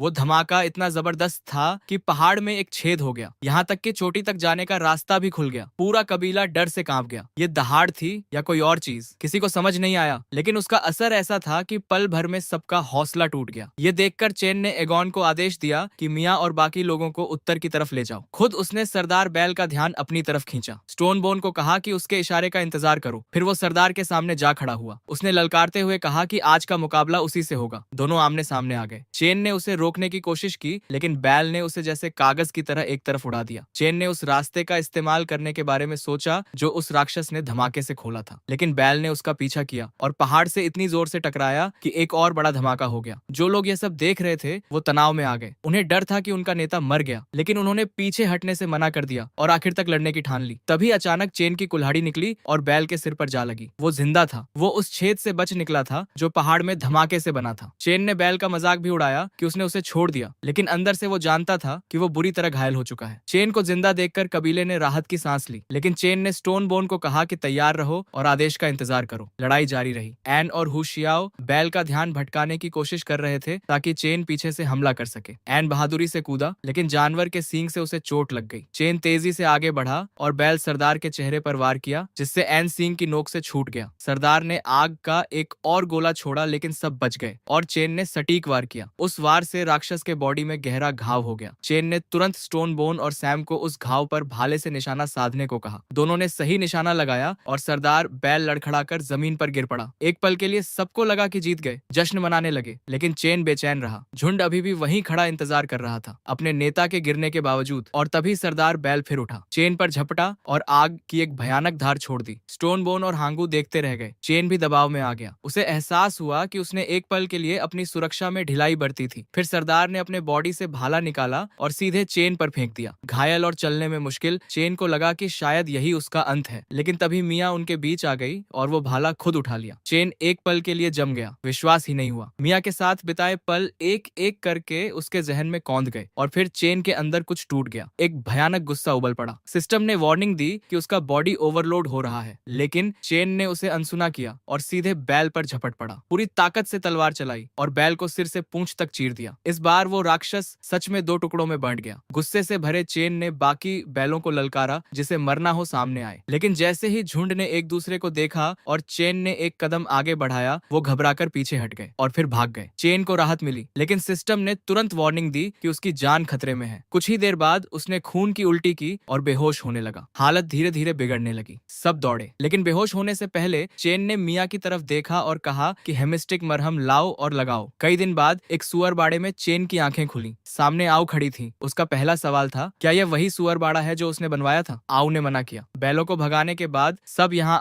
आ गए थे और ये बाड़ा उसी के लिए बनाया गया था। उसने कहा कि लेटे रहो, वो सबको बताकर आती है कि राजा जाग गए। चेन ने उसे रोका और पहले मियाँ और लांगू चोई के बारे में पूछा। आऊ ने बताया कि लांगू चोई लगभग मरने की हालत में मिला था, लेकिन जल्दी ठीक हो गया। जागने के बाद से वो बाहर पहरा दे रहा है। मियाँ को ज्यादा चोट लगी थी, लेकिन राजा की दवा ने उसे बचा लिया। आराम करती रही तो ठीक हो जाएगी। बाकी सब भी ठीक है। चेन ने राहत महसूस की। आऊ ने आगे बताया कि पिछले 4 दिनों में सबकी हालत स्टेबल हो गई है। चेन चौंक गया। 4 दिन? उसने सिस्टम चेक किया तो सच में 4 दिन बीत चुके थे। अब मिशन पूरा करने के लिए सिर्फ 11 दिन बचे थे। आऊ उलझन में थी। उसने देखा था कि उनका राजा अक्सर खाली हवा में घूरता रहता है, जैसे किसी और दुनिया में हो। चेन उठने की कोशिश करने लगा, लेकिन नाकाम रहा। आऊ ने आराम करने को कहा। चेन ने कहा कि वो ठीक है और तुरंत स्टोनबोन को बुलाओ। वो मान गई और बाहर निकल गई। अकेले रहते हुए चेन को एहसास हुआ कि अगर बाकी लोगों को उसकी असली हालत पता चल गई तो बिना किसी लड़ाई की ताकत के मिशन पल भर में फेल हो सकता है। जगह भी बदल गई थी, तो अब फौरन एक बाड़ की जरूरत थी और बाद में मजबूत लकड़ी की दीवारें भी बनानी होंगी। जब स्टोनबोन आया तो चेन ने उसे बाहर रहने को कहा और धीमी आवाज में कुछ सीक्रेट निर्देश दिए जो कोई और नहीं सुन सके। स्टोनबोन तुरंत उस काम पर निकल गया, लेकिन चेन जानता था कि यह भी काफी नहीं है। पिछली गलती दोबारा नहीं होनी चाहिए। इस बार हर छोटी से छोटी चीज सही करनी होगी। फिर उसने लांगू चोई को बुलाया और कहा कि एक और काम है। लांगू ने पूछा, क्या? चेन ने उसे आदेश दिया कि ब्लैक बुल किंग की हड्डियां और खाल इकट्ठा करो और खाल को जितना हो सके उतना सेफ रखो। लांगू हैरान रह गया जब चेन ने इस काम के लिए अपना हथियार भी उसे दे दिया। उनके जाने के बाद आऊ ने फिर कहा कि आराम करो। चेन ने मना किया और बोला कि पहले उससे जरूरी बात करनी है। उसे अंदर आने को कहा ताकि कोई न सुने। वो अंदर आई तो चेन ने बताया कि बाकी सबको इसलिए भेजा क्योंकि उसके लिए एक जरूरी काम है। आऊ तुरंत मान गई और फिर उसने अपने कपड़े उतारने शुरू कर दिए, यह समझकर कि कुछ रोमांटिक चाहता है। चेन घबरा गया और फौरन बोला कि कपड़े वापस पहनो। आऊ को अपनी गलती का एहसास हुआ और वो शर्मा गई। चेन ने तुरंत साफ किया कि वो उससे एक काम करवाना चाहता है। उसने नारियल के कबीले से बात करने और उन्हें अपने साथ लाने के लिए किसी को भेजने की प्लान बनाई थी। आऊ ने पूछा कि क्या नारियल का कबीला सच में मानेगा? चेन ने कहा कि इसीलिए पहले अपनी ताकत दिखानी होगी और उन्हें जल्दी झुकाना होगा। उसने आऊ को चुनने के 2 कारण बताए। पहला, उस कबीले पर औरतें राज करती हैं तो एक औरत उनसे बेहतर बात कर सकती है। दूसरा, सिर्फ आऊ को उसकी असली हालत पता है कि पूरे बॉडी पर हुए उस हमले ने उसे बुरी तरह तोड़ दिया है। मरहम ने हालत को बिगड़ने से रोका था, लेकिन अभी भी सही इलाज की जरूरत थी। आऊ मुस्कुराई और पूछा कि तो प्लान ये है कि नारियल के कबीले को डराएंगे? उसने कहा कि वो अच्छी तरह जानती है क्या करना है। चेन बस आराम करे और बाकी उस पर छोड़ दे। थोड़ी देर बाद सैम और आऊ नारियल के कबीले की तरफ जा रहे थे। सैम ने वार्निंग दी कि यह कबीला लड़ाई झगड़ा पसंद नहीं करता, लेकिन अभी उन्हें छेड़ना भी सही नहीं। आऊ ने कहा कि समझ गई और दोनों आगे बढ़ते रहे। जब वो वहां पहुंचे तो सैम ने एक झरने की तरफ इशारा किया जहां नारियल के कबीले की लड़कियां नहा रही थीं। फिर उसने उनकी नेता की पहचान बताई जिससे वो मिलने आए थे, लेकिन बात करते करते नारियल के कबीले के कुछ लोगों ने उन्हें देख लिया। थोड़ी देर बाद आऊ और सैम को नारियल के कबीले की नेता लीसा के सामने लाया गया। लड़कियों ने बताया कि इन दोनों को चुपके से घूमते हुए पकड़ा है और ये खुद को अपने नेता के दूत बता रहे हैं। सैम ने कहा कि वो साधारण लोग नहीं बल्कि उनके राजा के भेजे हुए नुमाइंदे हैं। लीसा ने उनका मजाक उड़ाते हुए कहा कि आऊ किसी गुलाम जैसी दिखती है और यह मर्द कुछ दिनों का पेट भरने लायक मछली के टुकड़े लेकर आया है। फिर उसने सैम को आऊ से अलग अलग करने का आदेश दिया। आऊ ने पलटकर कहा कि उसे नारियल के बागों की रानी से थोड़ी सोच समझ की उम्मीद थी। चूंकि वो नहीं दिखा रही तो मांस का वो पहाड़ जो वो लाने वाले थे वो खाड़ी वाले कबीले को जाएगा। लीसा ने अपने लोगों को रोका और आऊ को बोलने दिया। पूछा कि क्या सच में मांस का पहाड़ कहाँ? आऊ ने हाँ कहा और समझाया कि उसका मतलब उत्तरी नदी के किनारे रहने वाले विशाल काले बैलों से है। लीसा ने पूछा कि क्या वो उनके साथ मिलकर उस झुंड का शिकार करना चाहते हैं? आऊ हंसी और बोली कि उन्हें कम मत समझो, वो लोग पहले ही उन काले बैलों का काम तमाम कर चुके हैं और नदी का वो पूरा इलाका अब उनका है। नारियल के कबीले की औरतें हैरान रह गईं, आपस में फुसफुसाने लगीं कि यह झूठ बोल रही है। पिछली बार उन्हीं के कबीले को उसी झुंड ने लगभग कुचल दिया था। लीसा उठी और बोली कि क्या आऊ जानती है कि झूठ बोलने वालों का क्या हाल होता है? आऊ का चेहरा नहीं बदला। उसने शांति से कहा कि सबसे बड़ा बैल भी उनके राजा के सामने हार गया था और अगर लीसा को इस पर शक था तो वह खुद आकर देख सकती थी। जब एक लड़की ने लीसा को वार्निंग देने की कोशिश की तो आऊ ने हंसते हुए कहा कि अगर उनका राजा चाहे तो वह पूरे कोकोनट ग्रोव कबीले को कुचल सकता है। सैम ने उसका साथ देते हुए कहा कि वे लड़ने नहीं आए हैं, वे तोहफा और अपने राजा का बुलावा लाए हैं। उनकी ईमानदारी पर शक क्यों करें? फिर आऊ ने गुस्से में कहा कि अगर रानी खुद आने से डर रही है तो कम से कम किसी को मांस लाने के लिए भेज सकती है। आऊ की आवाज से लीसा घबरा गई। हालांकि उसने फिर भी उन्हें वार्निंग दी कि वे कोई चालबाजी न करें। थोड़ी देर बाद आऊ और सैम लीसा और उसके समूह के साथ वापस आ गए। सैम ने कहा कि वे वापस आ गए हैं, लेकिन स्टोन बोन ने उस पर चिल्लाते हुए कहा कि इतना हंगामा न करो और जाकर घरों की मरम्मत में मदद करो। यह सुनकर लीसा की एक लड़की ने पूछा कि ये घर क्या है। फिर आऊ ने चेन को बताया कि कोकोनट ग्रोव कबीला आ गया है। जैसे ही लीसा ने चेन को देखा वह एकदम सहम गई। उसे लगा जैसे चेन से भयानक हत्या का इरादा झलक रहा हो, मानो वह किसी पुराने जमाने के राक्षस का सामना कर रही हो। सच तो यह था कि चेन ने जानबूझकर यह रूप धारण किया था। उसने आऊ से कहा कि उसने अच्छा किया है और उसकी भारी उपस्थिति ने लीसा को और भी बेचैन कर दिया। तभी झाड़ियों से एक आवाज आई। वहां मिया, लांगुची और ऑन छिपे हुए थे। चेन ने सभी घायलों को नजर से दूर रहने का आदेश दिया था, लेकिन ऑन ने माना कि वह बस यह जानने के लिए बेताब था कि कोकोनट ग्रोव की रानी कैसी दिखती है। चेन ने लीसा और उसके कबीले को उसकी बात मानने और उनके इलाके तक आने के लिए शुक्रिया कहा। कोकोनट ग्रोव की एक लड़की ने तुरंत पूछा कि मांस कहाँ है। चेन ने शांत भाव से कहा कि यह पास ही है और वे जितना ले जा सकते हैं उतना ले सकते हैं। जब वे वहां पहुंचे तो मांस के विशाल ढेर को देखकर वे दंग रह गए। हुजान और लुआंग पहले से ही उसे काट रहे थे। कोकोनट ग्रोव की एक लड़की ने थोड़ा मांस लेने के लिए आगे कदम बढ़ाया, लेकिन उन्होंने उसे वार्निंग दी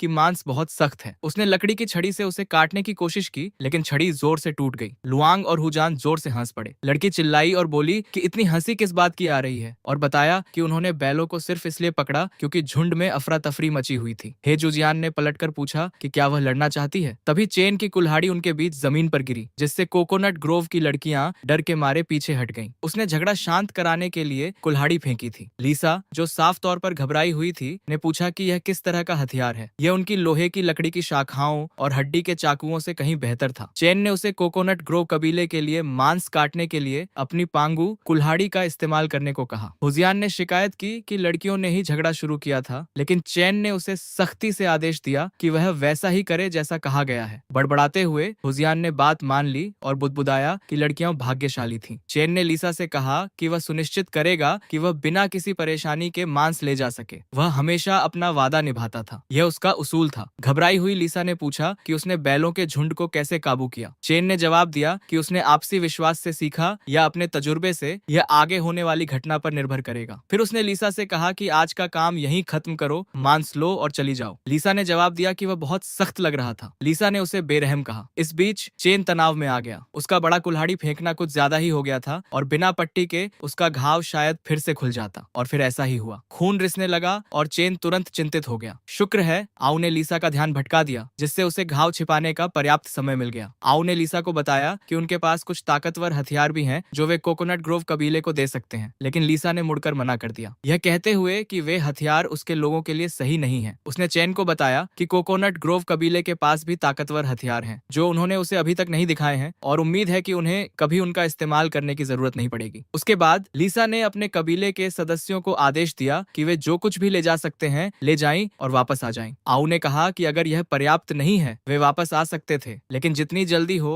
उतना अच्छा था, क्योंकि दूसरे कबीलों को अभी भी अपना हिस्सा चाहिए था। वापस लौटते समय लीसा ने पूछा कि जांच कैसी चल रही है। कुछ और लड़कियां रिपोर्ट करने के लिए आईं। लीसा ने उन्हें छुपकर सब कुछ देखने के लिए पास में ही खड़ा किया था। उनमें से एक, माया ने बताया कि उन्होंने पुरुषों को एक घर जैसी कोई चीज बनाते देखा था और उसके अंदर से कभी कभी सुअरों सुअरों की गुर्राहट सुनाई देती थी, इसलिए हो सकता है कि वहाँ सुअर रखे गए हों। लीसा हैरान रह गई, यह सोचकर कि क्या चेन ने सचमुच सुअरों के लिए इतना बढ़िया ठिकाना बनाया था। माया ने आगे कहा कि इससे भी ज्यादा चौंकाने वाली बात यह थी कि चेन के कबीले ने आग पर महारत हासिल कर ली थी। लीसा ने साफ कहा कि यह असंभव है। माया ने बताया कि उन्होंने कहीं से भी आग निकलते देखी थी और उसका इस्तेमाल मांस भूनने के लिए किया था। आगे बोलने से पहले वह हिचकिचाई, लेकिन लीसा ने उस पर साफ साफ बोलने का दबाव डाला। माया ने बताया कि चेन के कबीले में कुल मिलाकर से कुछ ज्यादा लोग ही थे, जिनमें कुछ बच्चे और बूढ़े भी शामिल थे। फिर भी उसे शक था कि वे जानबूझकर अपनी असली संख्या छिपा रहे हैं। लीसा ने जानना चाहा कि उन्होंने और ज्यादा सावधानी से तलाशी क्यों नहीं ली। माया ने कहा कि पास के पेड़ काट दिए गए थे, इसलिए पास जाने से वे पकड़े जा सकते थे। उनके पास दूर से जंगल में छिपकर देखने के अलावा कोई चारा नहीं था। लीसा ने बस इतना कहा, ठीक है। फिर अचानक उसने उन्हें अपने चाबुक से मारा। उसने वार्निंग दी कि अगली बार अगर उन्होंने फिर से बहाने बनाए तो सजा चाबुक से भी कहीं ज्यादा भयानक होगी। मिया ने झुककर लीसा को दया दिखाने के लिए शुक्रिया कहा। चेन के शिविर में वापस आकर जब आऊ उसका हालचाल पूछने आई तो वह थोड़ा शांत हुआ। चेन ने माना कि बैलों के झुंड ने उसे बुरी तरह थका दिया था। उसने यह भी देखा कि आऊ में बात करने की अद्भुत काबिलियत है। फिर उसने मजाक में पूछा कि क्या नारियल के बाग की रानी की तुलना में वह उसे ज्यादा पसंद करता है। घबराकर चेन ने जल्दी से उसे कहा कि वह गलत न समझे। उसने आऊ से बाहर छिपे आदमियों को बुलाने को कहा ताकि वे उसके ठीक होने में मदद कर सकें, और कहा कि जब तक वह पूरी तरह ठीक नहीं हो जाता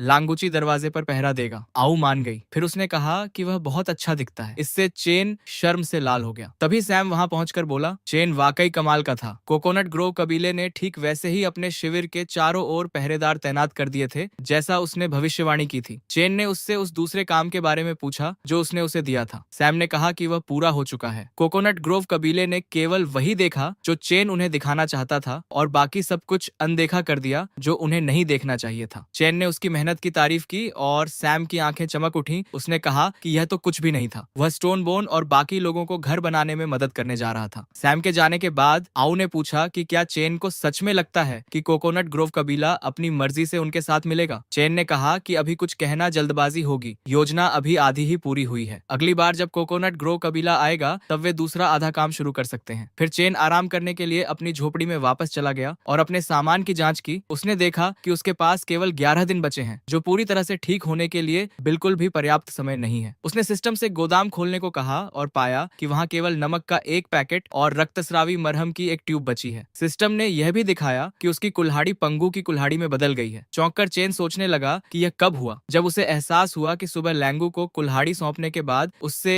यह बदलाव छूट गया होगा तो उसकी बेचैनी और बढ़ गई। फिर उसने अपने भाले देखे और स्क्रीन पर सक्रियण की स्थिति से पता चला कि लड़ाई के दौरान घायल होने पर यह सक्रिय हो गया था। विवरण के अनुसार दुनिया बनाने के लिए सटीक समय की आवश्यकता होती है, न तो बहुत जल्दी और न ही बहुत देर। उसने कुछ देर सोचा कि क्या अन्य हथियारों में भी उसकी कुल्हाड़ी की तरह कोई छिपी हुई विशेषताएं हैं, लेकिन उसने यह विचार छोड़ दिया। हर हथियार की शायद अलग अलग स्थितियां होती हैं, भाग्य पर छोड़ देना ही बेहतर है। इसके बाद उसने अपनी बाकी वस्तुओं की जांच की और देखा कि रक्तस्रावी मरहम केवल एक बार इस्तेमाल के लिए ही पर्याप्त है, इसलिए उसने इसे किसी बहुत ही जरूरी पल के लिए बचाकर रखने का फैसला किया। अन्यथा उसे आसपास के जीवों का शिकार करने के लिए कुल्हाड़ी पर ही निर्भर रहना पड़ेगा। उसने अनुमान लगाया कि कोकोनट ग्रोव कबीले द्वारा लिया गया मांस 2 दिन चलेगा और समय कम होने के कारण उसे फिलहाल सैम पर निर्भर रहना पड़ा। इसलिए उसने लैंगुची को कहा कि सैम को बुलाकर लाए। अभी और काम बाकी था। थोड़ी देर बाद सैम आया और पूछा कि क्या हुआ। चेन ने पूछा कि क्या उसे वो काले बैल याद हैं जिन्हें वो भगा ले गए थे। फिर उसे आदेश दिया कि 2 दिनों के अंदर उन्हें ढूंढकर वापस रिपोर्ट करे। सैम तुरंत निकल पड़ा और चिल्लाते हुए बोला कि जैसे ही काले बैल मिलेंगे वो लौट आएगा। उसे जाते देखकर चैन ने सोचा कि सब लोग कितनी मेहनत कर रहे हैं, इसलिए उसने डिसाइड किया कि कबीले के लिए कुछ तोहफे तैयार करेगा। जब सैम बचे हुए काले बैलों को ढूंढ रहा था, चेन उन तोहफों पर काम कर रहा था। 2 दिन बाद उसने स्क्रीन देखी तो पाया कि मिशन के लिए सिर्फ 9 दिन बचे हैं। उसे एक पत्थर का भाला, एक हड्डी की सीटी और एक बैल के सींग से बनी पानी की बोतल बनाने के लिए टेक्नोलॉजी पॉइंट्स भी मिलेंगे। उसने प्लान बनाया कि सीटी स्टोन बोन को देगा ताकि लड़ाई या शिकार के दौरान आदेश देना आसान हो। पत्थर की नोकें लकड़ी के भालों को और भी खतरनाक बना देंगी, जिससे नारियल के कबीले के दुश्मन बनने की सिचुएशन में जीतने के चांसेस और बढ़ जाएंगे। और बुल हॉर्न की पानी की बोतल सैम के लिए थी। तभी आऊ अच्छी खबर लेकर आई। घर बनकर तैयार हो गए थे। चेन ने कहा कि चलो देखते हैं। जब वो पहुंचा तो स्टोन बोन ने गर्व से अपना काम दिखाया, फिर जोर से चिल्लाया कि कमाल है ना। चेन को ऑनेस्टली उतना पसंद नहीं आया, लेकिन फिलहाल उसने हाँ कह दिया। सब खुश हो गए। आखिरकार अब पिंजरों में नहीं रहना पड़ेगा और शाखाएं ढूंढने की भी जरूरत नहीं। जब बाकी सब जश्न मना रहे थे, चेन अभी भी थोड़ा उदास था। लेकिन तभी स्टोन बोन ने पुआल का दरवाजा लगाया और ढांचा पूरा हो गया। दरवाजा लगते ही चेन को घर बनाने के 10 टेक्नोलॉजी पॉइंट्स मिले। उसने चारों तरफ ध्यान से देखा और उसे एहसास हुआ कि उसके आने के बाद से कबीले में कितना बड़ा बदलाव आ गया है। पहले ये लोग लगभग जंगली जानवरों जैसे थे, सिर्फ अपनी इंस्टिंक्ट, खाल और पानी के भरोसे जिंदगी गुजारते थे। अब इनका तरीका बदल गया था, सोच बदल गई थी। चेन सोचने लगा कि क्या यह सब सिस्टम की वजह से हो रहा है, जैसे वो खुद इन लोगों के विकास की रफ्तार बढ़ा रहा हो। उसने सबसे कहा कि जैसे ही सैम वापस आए उसे बता देना। फिर वो अपने शेड में चला गया। थोड़ी देर बाद सैम दौड़ता हुआ आया और चिल्लाते हुए बोला कि मिल गए। चैन ने उसकी तारीफ की और कहा कि अब प्लान का दूसरा हिस्सा शुरू होगा। सबको अपने पीछे आने को कहा। फिर स्टोन बोन को एक तरफ ले जाकर बोला कि कुछ जरूरी बात करनी है। कुछ मिनट बाद चेन ने प्लान समझाना खत्म किया और पूछा कि कोई सवाल है। स्टोन बोन घबराते हुए बोला कि क्या यह प्लान सच में काम करेगा। उसे खतरे की चिंता थी। सैम ने उसे कहा कि चिंता मत करो, वो सब संभाल लेगा और जब वक्त आएगा तो स्टोन बोन को बस बाकी लोगों की अगुवाई करनी होगी। चेन ने स्टोन बोन को सीटी देते हुए कहा कि इससे ग्रुप को आदेश देना बहुत आसान हो जाएगा। फिर सैम को बताया कि उसके लिए भी एक तोहफा तैयार है जो मिशन के बाद उसे मिलेगा। सैम की आंखें खुशी से चमक उठी। आखिर में चेन मुस्कुराया और सबको याद दिलाया कि जैसे ही उसका इशारा देखें तुरंत काम पर लग जाना है। हुआंगशु, सैम, स्टोन बोन और लुएंग सब अपने अपने काम पर निकल गए। चेन मन में सोचने लगा कि लोगों की कितनी कमी है। घायलों को भी काम सौंपने के अलावा कोई रास्ता नहीं था। इसलिए उसने आऊ को कहा कि मिया और लांगू चोई से लकड़ी के घर के सामने एक बड़ा अलाव तैयार करवा लो, लेकिन अभी जलाना नहीं। आऊ ने पूछा कि क्या ये आने वाले मेहमानों के लिए है। चेन ने हाँ कहा और मन में सोचता रहा कि 2 दिन पहले लगाया गया जाल सच में काम करेगा या नहीं। कुछ देर बाद एक लड़की काम कर रही थी। तभी उसने देखा कि नारियल के कबीले का एक बड़ा ग्रुप उनके शिविर की तरफ आ रहा है। वो दौड़ती हुई गई और चेन को बताया। घर के अंदर आऊ उसकी देखभाल कर रही थी। चेन को यह अच्छा लग रहा था। उसने मन में सोचा कि एक बार नारियल के कबीले को हरा दिया तो लीसा और आऊ दोनों उसकी देखभाल करेंगी। नारियल के कबीले के आने की खबर सुनते ही आऊ उनका स्वागत करने बाहर निकली। उसने लीसा को अंदर आने का बुलावा दिया और कहा कि उनके राजा इंतजार कर रहे हैं। महल शब्द सुनकर लीसा रुक गई। इन लोगों ने इतनी जल्दी एक घास फूस की झोपड़ी को लकड़ी के घर में कैसे बदल दिया। वो देखती रही और सोचती रही कि यह कबीला इतनी तेजी से कैसे बदल गया। फिर लीसा मुस्कुराई और पूछा कि क्या उनके राजा बाहर आने से डर रहे हैं। उसने यह भी कहा कि वो उनके कबीले को परेशान नहीं करना चाहते, लेकिन इस बार मुआवजे में ज्यादा मांस लेंगे। उसने यह भी बताया कि उसके लोग नए पड़ोसियों से मिलना चाहते थे, इसलिए साथ ले आई। उम्मीद है कि ये उनके लोगों को डराएंगे नहीं। आऊ हंसी और बोली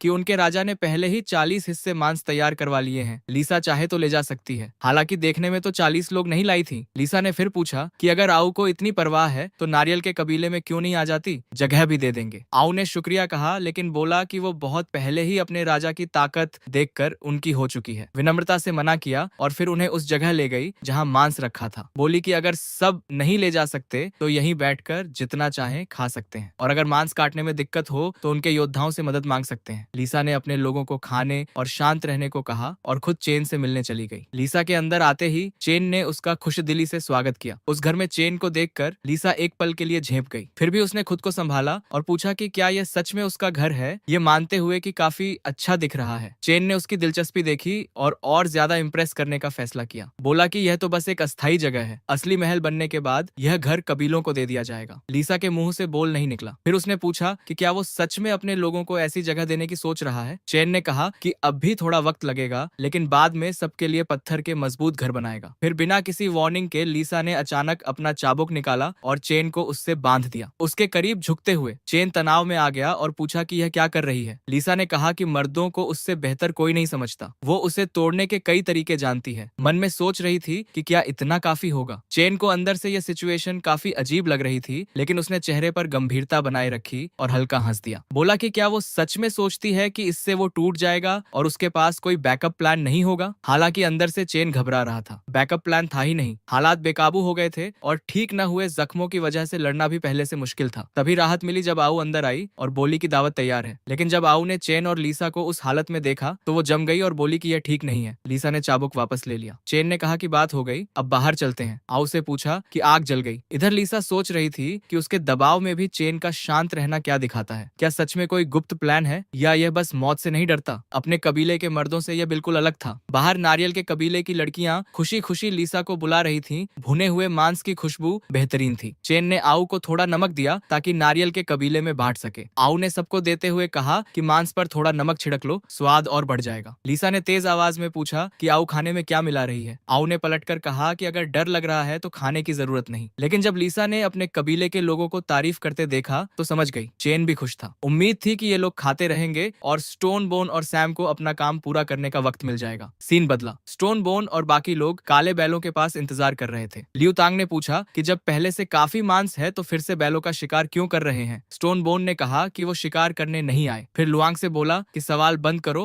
और आदेश मानो। तभी हांगू का इशारा मिला और सबने एक साथ भाले काले बैलों पर फेंक दिए। पूरा झुंड वहां से भाग खड़ा हुआ। स्टोन बोन ने सैम को चिल्लाकर बताया कि बैल उसकी तरफ आ रहे हैं। सैम ने उन्हें चिंता न करने को कहा और पेड़ से कूदकर अपना भाला एक बैल की गर्दन में घुसा दिया। वार करते ही सैम ने खुशी से चिल्लाया कि उसने कर दिखाया। अब यह बैल उसका था। घायल बैल छटपटाने लगा और बेतहाशा भागने लगा। सैम ने खुद को हिम्मत दिलाई। वो जानता था कि संभाल लेगा। दूर से हांगू ने देखा कि झुंड पूरब की तरफ मुड़ रहा है। स्टोन बोन ने सैम को इशारा किया और सैम को समझ आया कि दिशा गलत हो रही है। उसने बैल को दाईं तरफ मोड़ा और वो पश्चिम की तरफ भागने लगा। सीन वापस चेन की मांद में आया। नारियल के कबीले की लड़कियां आराम से खाना खा रही थीं। चेन इशारे का इंतजार कर रहा था कि तभी नारियल के कबीले की एक रक्षक दौड़ती हुई मांद की तरफ आई। लीसा ने उसे देखा और पूछा कि इतनी घबराहट क्यों है। आंखों में आंसू लिए उस लड़की ने बताया कि पागल काले सांडों के एक झुंड ने उनके शिविर पर हमला कर दिया है। सब कुछ तहस नहस हो गया और उनके रक्षक उन्हें रोक नहीं पाए। लीसा तुरंत उठ खड़ी हुई और सबको वापस अपने ठिकाने पर लौटने का आदेश दिया। उसने कसम खाई कि उन पागल सांडों को सबक सिखाएगी, लेकिन अंदर से वो सहमी हुई थी। उसका कबीला हमेशा से काले सांडों से दूर रहता था। तो अचानक ये क्यों हुआ? नारियल के शिविर में वापस पहुंचकर लड़कियों ने सांडों को भगाने की कोशिश की। गुलेल चलाई, लेकिन गोलियों का उन पर कोई खास असर नहीं हुआ। इसलिए वो नीचे फंसी अपनी बहनों को बचाने के लिए सांडों से सीधे भिड़ने लगी। लेकिन जैसे ही एक लड़की नीचे कूदी, एक सांड ने हमला कर दिया और लगभग उसका काम तमाम ही कर दिया था। तभी लीसा वहां पहुंची और अपने चाबुक से सांड का पैर जकड़ लिया। उसे देखकर बाकी लड़कियां खुश हो गईं। लीसा उन पागल सांडों पर चिल्लाई, उसके लोगों को चोट पहुंचाने की हिम्मत कैसे की। उसने एक सांड को गिरा दिया, लेकिन यह काफी नहीं था। वो फिर उठ खड़ा हुआ और सीधे लीसा पर झपटा। उसे हवा में उछाल दिया और चाबुक भी छीन लिया। चेन ठीक वक्त पर पहुंचा और उसे पकड़ लिया। पूछा कि ठीक है ना। लीसा ने थोड़ा संभलते हुए कहा कि ठीक है, बस समझ नहीं आ रहा कि ये बैल अचानक कहां से आ गए। पास ही हांगू, सैम, लुएंग और स्टोन बोन सबने अजीब से अंदाज में अपना चेहरा छिपा लिया। आखिर वही तो जिम्मेदार थे। फिर चेन ने बैलों को घूरकर देखा और गुर्राते हुए पूछा कि घाव भरने के बाद भी वो यहाँ वापस आ गए। चूंकि उन्हें एक बार हरा चुके थे, इसलिए जल्दबाजी की जरूरत नहीं थी। आओ ने उसकी बात अनसुनी की और बैलों पर अटैक कर दिया। चेन ने स्टोन बोन से कहा कि उसे अकेला छोड़ दे और जीतने पर ध्यान दे। उसे यकीन था कि ये लड़कियां बहादुर हैं। सीन शाम का हुआ जब सब चेन के शिविर में वापस आए। मियाँ ने खुशी से सबका स्वागत किया और कहा कि बहुत अच्छा लगा कि सब सही सलामत वापस आए। उसने चेन और बाकी लोगों के बारे में पूछा तो आओ ने बताया कि घायलों को वापस लाने तक वो वहीं रुके थे। मियाँ ने कहा कि नारियल के कबीले की लड़कियां उनके बनाए घरों में रह सकती हैं। उसने राहत की सांस ली। अगर मियाँ और बाकी लोगों ने अपनी छोटों के बावजूद उन घरों को पूरा न किया होता तो रहने की कोई जगह नहीं होती। इसके बाद आऊ ने लीसा को बताया कि सभी को खाना, रहने की जगह और सुरक्षा दी जाएगी। चिंता करने की कोई जरूरत नहीं। उसने लीसा से अभी आराम करने को कहा और लीसा ने धीरे से शुक्रिया कहा। सब कुछ ठीक होते देखकर आऊ ने राहत की सांस ली और चेन की बात याद की। उसने कहा था कि पूरी प्लान नारियल के कबीले को कम से कम नुकसान में काबू करने की थी, क्योंकि उस भीषण लड़ाई के बाद वो और नुकसान नहीं झेल सकते थे। अब सिर्फ आखिरी कदम बाकी था। सीन अगले दिन का हुआ। मियाँ ने हुशियाओ से पूछा कि रात भर सब ठीक रहा। हुशियाओ ने हाँ कहा। पूरी रात पहरा दिया और कुछ नहीं हुआ। आओ लीसा के घर के बाहर पहरा दे रही थी कि तभी उसे अपने ऊपर किसी का साया महसूस हुआ। ऊपर देखा तो मियाँ थी। आओ ने पूछा कि क्या चाहिए। मियाँ ने कहा कि उनके राजा ने लीसा को किसी जरूरी बात पर चर्चा के लिए बुलाया है। सीन चेन पर आया जो अपना सिस्टम चेक कर रहा था। तभी लीसा आई। लीसा ने सीधे कहा कि आओ ने कबीलों के मिलने के बारे में बताया था और उसका जवाब ना है। वो इससे सहमत नहीं हो सकती। उसने चेन को वार्निंग दी कि यह न सोचे कि नारियल का कबीला अभी थोड़ा कमजोर है, इसलिए दबाव डाल सकता है। चेन ने कहा कि वो दबाव नहीं डाल रहा। यह एक सौदा है। वो उन्हें घर बनाना, हथियार बनाना और आग जलाना सिखा सकता है। बदले में नारियल का कबीला उसके साथ आ जाए। उसने फिर से कहा कि यह ऑफर स्वीकार करे और उसकी सुरक्षा में रहे। चेन थोड़ा पास आया और बोला कि सिर्फ हिम्मत काफी नहीं होती। उसने याद दिलाया कि खाड़ी वाले कबीले की बेरहमी और विशाल पत्थर वाले कबीले की ताकत को वो उससे बेहतर जानती है। अभी वो एक घायल हिरण के बच्चे जैसी जैसी है और जल्द ही खून के प्यासे जानवर उस खुशबू की तरफ आएंगे। लीसा ने थक कर कहा कि रुको, वो ये सब पहले से जानती है, लेकिन यह इतना आसान नहीं। नारियल के कबीले की लड़कियां उसकी हैं, वो उन्हें किसी के आगे झुकने पर मजबूर नहीं कर सकती। फिर उसने एक बार और पूछा कि क्या चेन सच में यह चैलेंज स्वीकार करने को तैयार है। चेन बस मुस्कुराया और हाँ कह दिया। बाहर आकर चेन ने नारियल के कबीले की लड़कियों से बात की। चूंकि उनकी रानी घायल है और लड़ नहीं सकती, इसलिए इंसाफ के लिए वो भी नहीं लड़ेगा। उसकी जगह स्टोन बोन लड़ेगा। स्टोन बोन हंसा और पूछा कि उससे आमने सामने की लड़ाई की हिम्मत किसकी है। आयुन तुरंत आगे बढ़ी और चैलेंज स्वीकार कर लिया। स्टोन बोन ने मुस्कुराते हुए उसे वार्निंग दी कि हार न जाए। आयुन ने पलटकर कहा कि उसे अपने चील हथियार से सावधान रहना होगा। आमने सामने की लड़ाई शुरू हुई और आयुन ने हड्डी का चाकू फेंका। स्टोन बोन पहले हंसा, लेकिन फिर उसे दिखा कि चेन ठीक उसके पीछे खड़ा है। अगर वो बचता तो चेन को लग जाता, इसलिए उसने कुल्हाड़ी उठाई और पहला वार रोक लिया। लेकिन दूसरा चाकू फिसला और उसके हेलमेट को खरोंच गया। ज्यादा चोट नहीं आई, लेकिन वो गुस्से में आ गया। स्टोन बोन ने पूरी ताकत से आयुन पर हमला किया। वो लगभग हार ही गई थी कि तभी भीड़ में से नारियल के कबीले की एक लड़की कूदी और स्टोन बोन के हेलमेट पर एक और चाकू फेंक दिया। उसी पल आयुन ने उसे नीचे गिरा दिया। स्टोन बोन चिल्लाया कि घात लगाकर हमला किया गया, यह आमने सामने की लड़ाई अब सही नहीं रही। जैसे ही वो जमीन पर गिरा, आयुन ने चाकू उठाया और सीधे चेन पर झपटी। चेन जरा भी नहीं हिला। उसने पहले ही हुआंगशु को अपनी सुरक्षा के लिए तैनात कर रखा था। छत पर छिपे हांगू ने चेन को बचाने के लिए आयुन पर भाला फेंका। भाला लगा और आयुन जमीन पर गिर पड़ी। तुरंत ही नारियल के कबीले की लड़कियां आयुन की तरफ दौड़ी और चेन पर गुस्से से चिल्लाने लगी। उन पर धोखे का और प्लान बनाकर यहाँ बुलाने का आरोप लगाया। स्टोन बोन और आयुन दोनों तनाव में आ गए। माहौल और बिगड़ने लगा। लड़कियों ने लीसा से आदेश मांगा और कहा कि सबको यहीं खत्म कर सकती हैं। चेन भी दबाव में आ गया। हत्या उसके प्लान का हिस्सा नहीं थी। वो सोच रहा था कि क्या नारियल के कबीले की लड़कियां जानबूझकर लड़ाई शुरू करवाना चाहती हैं, चाहे लीसा को पता हो या नहीं। लेकिन हैरानी की बात यह हुई कि लीसा ने गुस्से में अपने लोगों को रुकने का आदेश दिया। उसने चिल्लाते हुए पूछा कि क्या उन्हें सच में लगता है कि यह छोटी सी चाल उसे बेवकूफ बना सकती है। उसने कहा कि जिन लोगों ने उनकी मदद की, उनके साथ वो ऐसा शर्मनाक बर्ताव कभी नहीं होने देगी। लीसा ने आगे कहा कि वो ये नहीं जांचेगी कि हत्या की इस चाल में कौन शामिल था, लेकिन आमने सामने की लड़ाई में उन्हीं की हार हुई। फिर उसने चेन से कहा कि आयुन उसके कबीले की सबसे बहादुर और वफादार योद्धा है। उसके बिना आयुन कभी इस हद तक नहीं जाती। लीसा ने कहा कि वो जानती है कि चेन के पास अजीब ताकत है, लगभग कमाल का। इसलिए उसने पूछा कि क्या वो इतनी भलाई दिखा सकता है कि आयुन की जान बख्श दे। नारियल का कबीला हमेशा उसका शुक्रगुजार रहेगा। चेन बाहर से गंभीर दिख रहा था, लेकिन अंदर से राहत मिली। यह सबसे बुरा नतीजा नहीं था और हालात वापस उसके हाथ में आ गए थे। हेमिस्टिक मरहम की सोचते हुए उसने लीसा से कहा कि चिंता मत करो, आयुन नहीं मरेगी। आखिर अब वो दोस्त हैं। लड़कियों में से एक ने जल्दी करने को कहा। आयुन की हालत तेजी से बिगड़ रही थी। जब वो मदद करने गया तो चेन ने डिसाइड किया कि आयुन की इस हरकत को वो बड़े भले के लिए नजरअंदाज कर देगा, लेकिन अपनी करनी का फल तो भुगतना ही होगा। इसलिए उसने थोड़ी सी दवा इस्तेमाल की, इतनी कि आयुन की जान बच जाए लेकिन पूरी तरह ठीक न हो। बाकी दवा उसने अपने खुद के घावों पर लगा ली। इलाज के बाद उसने बाकी लोगों से कहा कि आयुन को घर ले जाओ, कुछ दिनों में ठीक हो जाएगी। यह देखकर नारियल के कबीले की लड़कियां चेन की तारीफ करने लगी, जैसे कोई चमत्कार देख लिया हो। चेन ने लीसा को गले लगाया और पूछा कि क्या अब उसके लोग उसके कबीले में मिल सकते हैं। खुशी से फूली हुई लीसा ने बड़े दिल से हाँ कह दी। चेन मुस्कुराया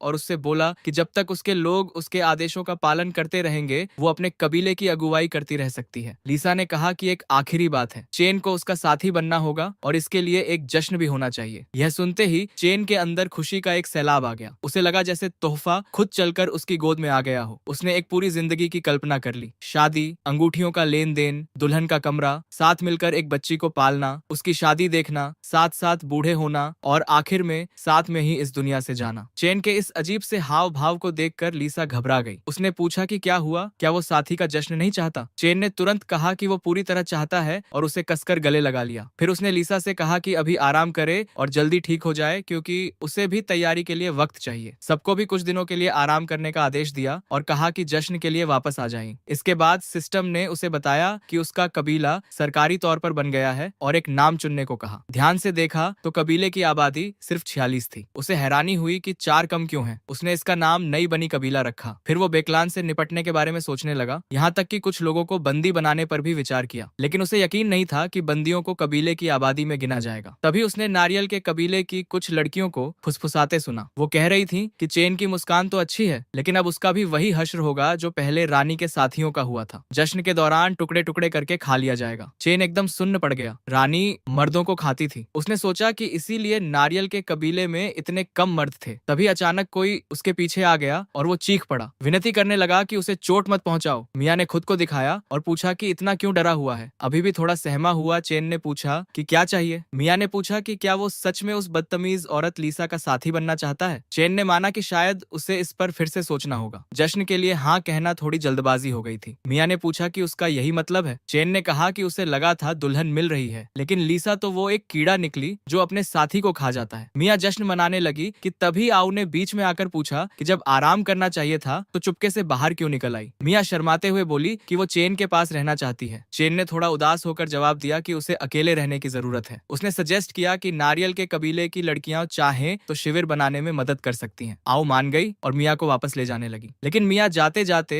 चेन से बार बार कहती रही कि सोच समझकर डिसाइड करे और लीसा की जगह उसे चुने। इसके बाद चेन ने ठान लिया कि लीसा से इस बारे में बात करनी होगी। अगले दिन जब चेन उठा तो उसने देखा कि सब लोग हैरान कर देने वाले तरीके से घुल मिल रहे हैं। नारियल के कबीले के लोग भी घर बनाने में हाथ बटा रहे थे। वो उस खेती की जमीन की तरफ चल पड़ा जहां नारियल के कबीले का कुछ वक्त के लिए शिविर था। वहां पहुंचते ही आऊ ने उसका स्वागत किया और पूछा कि क्या रानी से मिलने आया है। उसने हाँ कहा तो आऊ ने बताया कि लीसा नदी के पास है। उसने लीसा को आवाज दी और बाकी सबको वहां से जाने को कहा। जब दोनों अकेले रह गए तो लीसा ने पूछा कि कोई जरूरी काम है। चेन ने कहा कि नहीं, बस देखने आया था कि उसका घाव कैसा है। लीसा ने बताया कि 2-3 दिनों में पूरी तरह ठीक हो जाएगी। फिर उसने पूछा कि क्या चेन उनके रोमांस की शुरुआत जल्दी करना चाहता है। चेन थोड़ा घबराया और मना किया। फिर उसने उसका नाम पूछा। लीसा ने कहा कि उसे लीसा बुला सकता है। यह वही नाम था जो पुरानी रानी ने उसे दिया था, लेकिन उसके जाने के बाद से किसी ने भी यह नाम नहीं लिया था। यह सुनकर चेन और बेचैन हो गया। उसे लगा कि या तो हुक्म मानना होगा या देश निकाला झेलना होगा। चाहे तो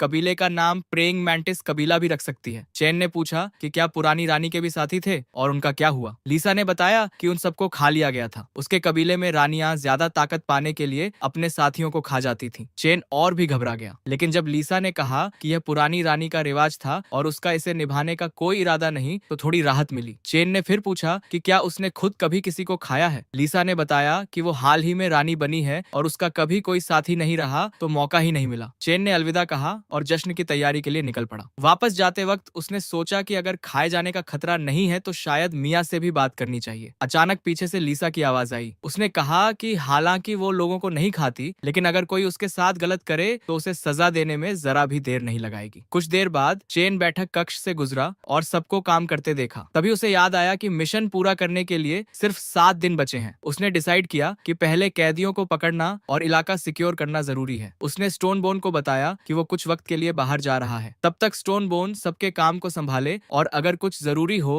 तो किसी को साउथ में समुद्र तट पर ढूंढने भेजे। सीन दक्षिण समुद्र तट पर बदला। चेन ने वहां जो देखा उससे उसके होश उड़ गए। वो सोचने लगा कि यह क्या हुआ। क्या बेकलान का सफाया हो गया था। डोडो पक्षी लाशों के बीच बेफिक्री से घूम रहे थे। चेन को एहसास हुआ कि फिलहाल यह जगह सेफ है। उसने बेकलान के शवों को ध्यान से देखा। उनमें अभी भी थोड़ा लचीलापन था और सड़न की कोई गंध नहीं थी। यह लड़ाई ज्यादा पहले नहीं हुई थी। उसने यह भी देखा कि उनके पंजे अजीब तरह से नुकीले थे और घाव भी उन्हीं जैसे थे। उसे शक होने लगा कि कहीं पानी में रहने वाले लोग आपस में ही न भिड़ गए हों। इससे बचे हुए लोगों को ढूंढना और भी जरूरी हो गया। एक लाश पर उसकी नजर पड़ी जिस पर अंदरूनी चोट का कोई निशान नहीं था, लेकिन चेहरा दर्द से बिगड़ा हुआ था, जैसे मौत बहुत तकलीफ दे रही हो। वो अभी यह सब समझने की कोशिश ही कर रहा था कि सैम कहीं से सामने आ गया और चिल्लाया कि बेकलान के कुछ लोग उनके अड्डे पर हंगामा मचा रहे हैं। यह सुनते ही चेन तुरंत बेस की तरफ दौड़ा। सीन बेस पर बदला। स्टोन बोन ने सबको पास रहने, ताकत बचाकर रखने और आमने सामने की लड़ाई के लिए तैयार रहने को कहा। उन्होंने लकड़ी के भाले फेंके, लेकिन बेकलान के उन पागलों ने उन्हें बिना किसी खरोंच के झेल लिया। जैसे ही वो करीब आने लगे, स्टोन बोन ने सबसे कहा कि शांत रहो और हर तरीके से लड़ो, बस किसी को पानी में मत गिरने देना। एक बार ऐसा हो गया तो बचने का कोई मौका नहीं। पागलों ने हमला किया, लेकिन पत्थरों की बौछार ने उन्हें रोक दिया। तभी रानी लीसा की अतिरिक्त सेना आ गई। लीसा ने स्टोन बोन से पूछा कि क्या हो रहा है, क्या ये बेकलान के दुश्मन है और दक्षिणी छोर से अचानक अड्डे पर क्यों आ गए। स्टोन बोन ने कहा कि उसे कोई आइडिया नहीं। ये पागल अचानक साउथ रिवर से निकले और अड्डे पर टूट पड़े। फिर दोनों तरफ से भयंकर लड़ाई शुरू हो गई। लीसा खुद भी लड़ाई में कूद पड़ी। उसने बेकलान के लड़ाकों से बात करने की कोशिश की, लेकिन कोई जवाब नहीं मिला। उसे एहसास हुआ कि इनके साथ कुछ बहुत गलत हो रहा है। जब लीसा एक हमलावर से लड़ रही थी, तभी एक बड़े पागल ने उस पर घात लगाने की कोशिश की। चेन पूरी ताकत से बीच में आया और जोरदार वार किया, लेकिन पागल ने उसे आसानी से झेल लिया। चेन चौंक गया। फिर बेकलान के 2 लोगों ने चेन पर हमला करने की कोशिश की, लेकिन हांगू और लैन गुए बीच में आ गए और उन्हें नीचे गिराकर बेहोश कर दिया। उन्होंने वार्निंग दी कि अगर बेकलान को अपना राजा चाहिए तो पहले पहले इनसे निपटना होगा। चेन ने हांगू और लैन गुए की तारीफ की और उन्हें छोटे मोटे पागलों से निपटने को कहा। लीसा से भी कहा कि अपने लोगों को इनसे निपटने में लगाओ क्योंकि उसका पूरा ध्यान उस बड़े राक्षस पर होना चाहिए। लीसा मानी और अंदर दौड़ पड़ी। चेन ने सबसे कहा कि जब तक उसकी अपनी लड़ाई का फैसला नहीं हो जाता वो इन सब पर भरोसा कर रहा है। फिर उस बड़े पागल से बोला कि बे कबीले के साथ क्या हुआ इसका उसे अंदाजा नहीं, लेकिन नए कबीले का इससे कोई लेना देना नहीं। शायद ये गलत निशाने पर हमला कर रहे हैं। उस पागल ने उसकी बात सुनी ही नहीं और हमला कर दिया। चेन तनाव में आ गया और चिल्लाते हुए पूछा कि क्या बोलने की ताकत भी खो दी है। वो उसकी जबरदस्त ताकत देखकर दंग रह गया। मन में सोचने लगा कि एक आम इंसान से कई गुना ज्यादा ताकत और स्पीड होने के बावजूद इसका सामना कैसे करेगा। इन पागलों के सामने वो खुद को एक कमजोर योद्धा जैसा महसूस कर रहा था और अपने लोगों के चारों तरफ होने की वजह से वो अपनी कुल्हाड़ी का छिपा हुआ स्किल इस्तेमाल करने का जोखिम नहीं उठा सकता था। सोचते सोचते वो उस पागल के हमले की लय नहीं पकड़ पाया और उसने अपने दांत उसके हाथ में गड़ा दिए। शुक्र था कि उसने वक्त रहते हाथ पीछे खींच लिया क्योंकि बैल राजा का लबादा बीच में आ गया और वार झेल गया। उस सुरक्षा के बिना उसका बायां हाथ शायद पूरी तरह कट चुका होता। वो पागल और भी आग बबूला हो गया और पूरी रफ्तार से फिर से टूट पड़ा। चेन बाल बाल बचा और उस दरिंदे ने उसकी चादर फाड़ दी। चेन एकदम जम गया। ये इतना तेज कैसे हो गया? अगर वो चादर से खुद को छुड़ा नहीं पाता तो वो मर चुका होता। तभी उसने देखा कि वो पागल अचानक हमला बंद कर देता है। चेन सोचने लगा कि यह रुका क्यों। एक पल बाद वो पीछे हट गया। चेन को कुछ अजीब लगा। उस बड़े पागल ने सिर्फ उसकी चादर का वो हिस्सा फाड़ा था जिस पर खून लगा था। उसने ये भी देखा कि आऊ अकेला था और बड़ी तादाद में बेकलान के लोगों से घिरा हुआ था। तभी चेन को समझ आया बेकलान खून की गंध से शिकार का पता लगा रहे थे। इस अजीब हालत में वो पूरी तरह अपनी इंस्टिंक्ट पर चल रहे थे और चेन ने तुरंत सोचा कि इसी बात को उनके खिलाफ इस्तेमाल करना होगा। तभी सैम वापस आया और पूछा कि क्या चाहिए। चेन ने उसे कहा कि 2 लोगों को साथ लेकर जाओ और सुअरबाड़े से 3 बच्चे लेकर आओ। सैम ने हैरानी से उसे देखा और याद दिलाया कि उन बच्चों को बाद के लिए बचा कर रखा था। चेन ने गुस्से में कहा कि बस करो और जाओ। मन में गुस्से से भरा हुआ था कि बेकलान उसे 3 कीमती बच्चे खोने पर मजबूर कर रहा है। इसका हिसाब बाद में होगा। फिर उसने लीसा को कहा कि सभी घायलों को लड़ाई से बाहर निकालो। थोड़ी देर में सैम उन बच्चों को लेकर लौट आया। चेन ने कहा कि इन्हें नदी की तरफ छोड़ दो। जैसे ही छोड़ा गया डरे हुए बच्चे सुरक्षा की तलाश में पानी की तरफ भागे, लेकिन हुआंगशु भाले लेकर पहले से इंतजार कर रहा था और उसने उन पर वार किया। जैसे ही वो घायल हुए बेकलान के सारे पागल उनकी तरफ मुड़ गए और उन पर टूट पड़े। जब पागल उन्हें नोच रहे थे तभी चेन ने सबको आदेश दिया कि अपने भालों की नोकों पर लकवे वाली दवा लगाओ और किसी के भी जरूरी अंग पर वार मत करना। तभी हांगू ने कहा कि बेकलान के पागल फिर से अजीब हरकतें कर रहे हैं। चेन ने देखा तो वो दंग रह गया। पागल अजीब तरह से कांप रहे थे और धीरे धीरे जमीन पर गिरने लगे। चेन ने गुस्से में पूछा कि क्या सैम ने उन बच्चों को जहर दिया था। सैम ने साफ मना किया। यह सुनकर चेन और सतर्क हो गया। उसने सबको दूरी बनाए रखने और चौकन्ना रहने को कहा। वो समझ नहीं पा रहा था कि बेकलान के साथ हो क्या रहा है। कुछ देर बाद सीन खेती वाले इलाके में बदला। बेकलान के सभी लोगों को पिंजरों में बंद कर दिया गया था। आयुन ने सबको सतर्क रहने को कहा, कोई हिले डुले नहीं। जब बेकलान के कैदियों की आंखें खुली तो वो तुरंत मदद मांगने लगे। आयुन ने एक लड़की को राजा चेन को खबर देने भेजा। थोड़ी देर बाद चेन वहां पहुंचा और पूछा कि क्या हो रहा है। उसने देखा कि बेकलान का हर बंदा पानी के लिए बेताब था। चेन ने पहले आयुन से पूछा कि बेकलान का मुखिया हेक्टर कहाँ है। उसने बताया कि हेक्टर को बाकी सबसे अलग रखा गया है। जब चेन हेक्टर के पिंजरे के पास पहुंचा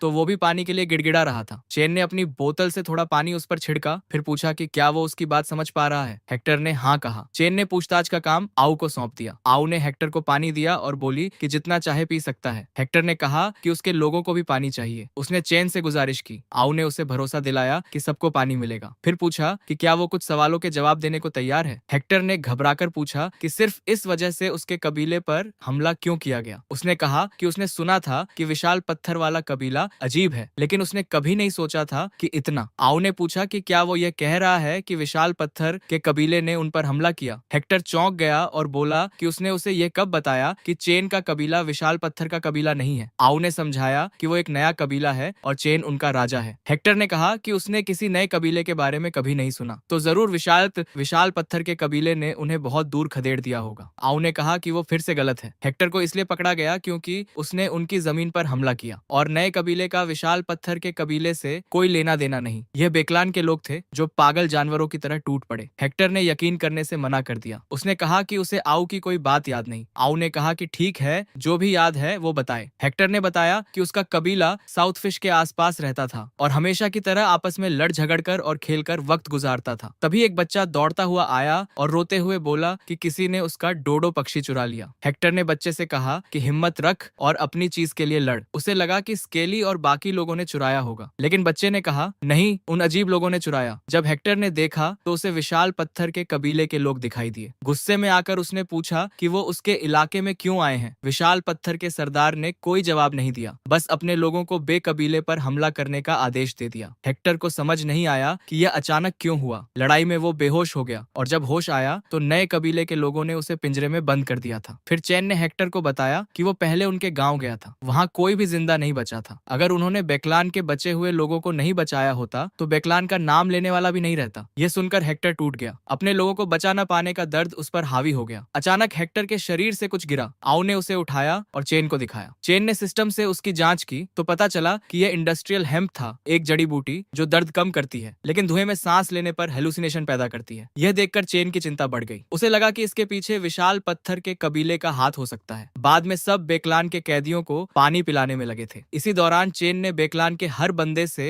वो पत्ते इकट्ठा किए और उन सब पर एक ही अजीब निशान देखा। उसे सैम की वो बात याद आई जब उसने कहा था कि विशाल पत्थर के कबीले के नेता को किसी देवता की ताकत मिली हुई है, लेकिन अब वो किसी देवता से कम और किसी बुरी ताकत के ज्यादा करीब लग रहा था। चेन को पूरा शक था कि इसी हेम्प ने बेकलान को आपस में लड़ाया था और यह भी कि विशाल पत्थर के कबीले ने जानबूझकर यह सब रचा है। बेकलान का नवोदित जनजाति की जमीन पर यह हिंसक हमला इत्तेफाक नहीं था। अगर उन्होंने जानबूझकर बेकलान को यहाँ भेजा था तो इसका मतलब था कि नवोदित जनजाति पर पहले से नजर थी और उन्हें एक खतरे की तरह देखा जा रहा था। हेक्टर अपनी सारी ताकत के बावजूद किसी और की कठपुतली बन गया था। इससे साफ था कि विशाल पत्थर का कबीला कोई मामूली खतरा नहीं था। चेन ने अपने स्टैट्स जांचे। 3 पॉइंट्स की ताकत शायद काफी नहीं होगी। असली टकराव से पहले खुद को और मजबूत करना होगा। आउ पास आई और वार्निंग दी कि हेक्टर मानसिक तौर पर टूटने के करीब है। अगर ऐसा हुआ तो शायद कोई जवाब न मिले। चेन ने कहा कि उनके पास इंतजार करने का वक्त नहीं है, खतरा कभी भी आ सकता है। आउ ने पूछा कि क्या उसका मतलब है कि विशाल पत्थर का कबीला उनके अड्डे पर हमला कर सकता है। चेन ने कहा कि समझाना मुश्किल है, लेकिन उसे पूरा यकीन है कि उस कबीले ने हेम्प की पत्तियों से बेकलान को कंट्रोल किया था। आगे क्या होगा ये कोई नहीं जानता, इसलिए जल्दी से हेक्टर की यादें ताजा करनी होंगी और ज्यादा से ज्यादा जानकारी निकालनी होगी। चेन ने स्टोन बोन से कहा कि खुद को दोष देना बंद करे। एक बार कोई उस जहरीले धुएं में सांस ले ले तो सिर्फ ताकत से कुछ नहीं होता। फिर उसने वो पत्ता ऊपर उठाया और हेक्टर को दिखाया। हेक्टर ने देखा और बोला कि यह गंध जानी पहचानी है। उसे धुंधला याद था कि उन लोगों से लड़ते वक्त यह गंध आई थी, लेकिन तब यह दूसरी गंधों में दबी हुई थी। बस इतना याद था कि यह तीखी और घिनौनी थी। चेन और चिंतित हो गया। उसने सोचा कि क्या विशाल पत्थर का कबीला कई जहरीले पौधे इस्तेमाल कर रहा होगा। कोई भी जवाबी कदम उठाने से पहले हर जड़ी बूटी के असर को समझना जरूरी होगा। हेक्टर ने पूछा कि क्या राजा चेन विशाल पत्थर के कबीले का पीछा करने की सोच रहा है, और साथ ही यह भी कहा कि बेकबीला भी इसमें साथ देना चाहता है। अगर वो अपने लोगों का बदला नहीं ले पाया तो जिंदगी भर ये अफसोस रहेगा। बेकलान के बचे हुए सारे लोग एक साथ चिल्लाए कि वो भी बदला चाहते हैं और इसके लिए कुछ भी करने को तैयार हैं। चेन सोचने लगा, मेन मिशन के लिए अभी और लोगों की जरूरत थी और अभी उनकी आबादी में सिर्फ 4 लोगों की कमी थी। तभी हेक्टर ने बताया कि उनकी नाकें बहुत तेज हैं और इससे चेन को काफी मदद मिल सकती है। चेन ने कहा कि यही बात उसे परेशान कर रही थी। उनकी तेज सूंघने की काबिलियत जड़ी बूटियों का पता लगा सकती है, लेकिन खून के प्रति यही तेज सूंघने की काबिलियत का मतलब था कि अगर बेकलान फिर से बेकाबू हो गया तो नतीजा बहुत बुरा होगा। हेक्टर ने चिल्लाते हुए कहा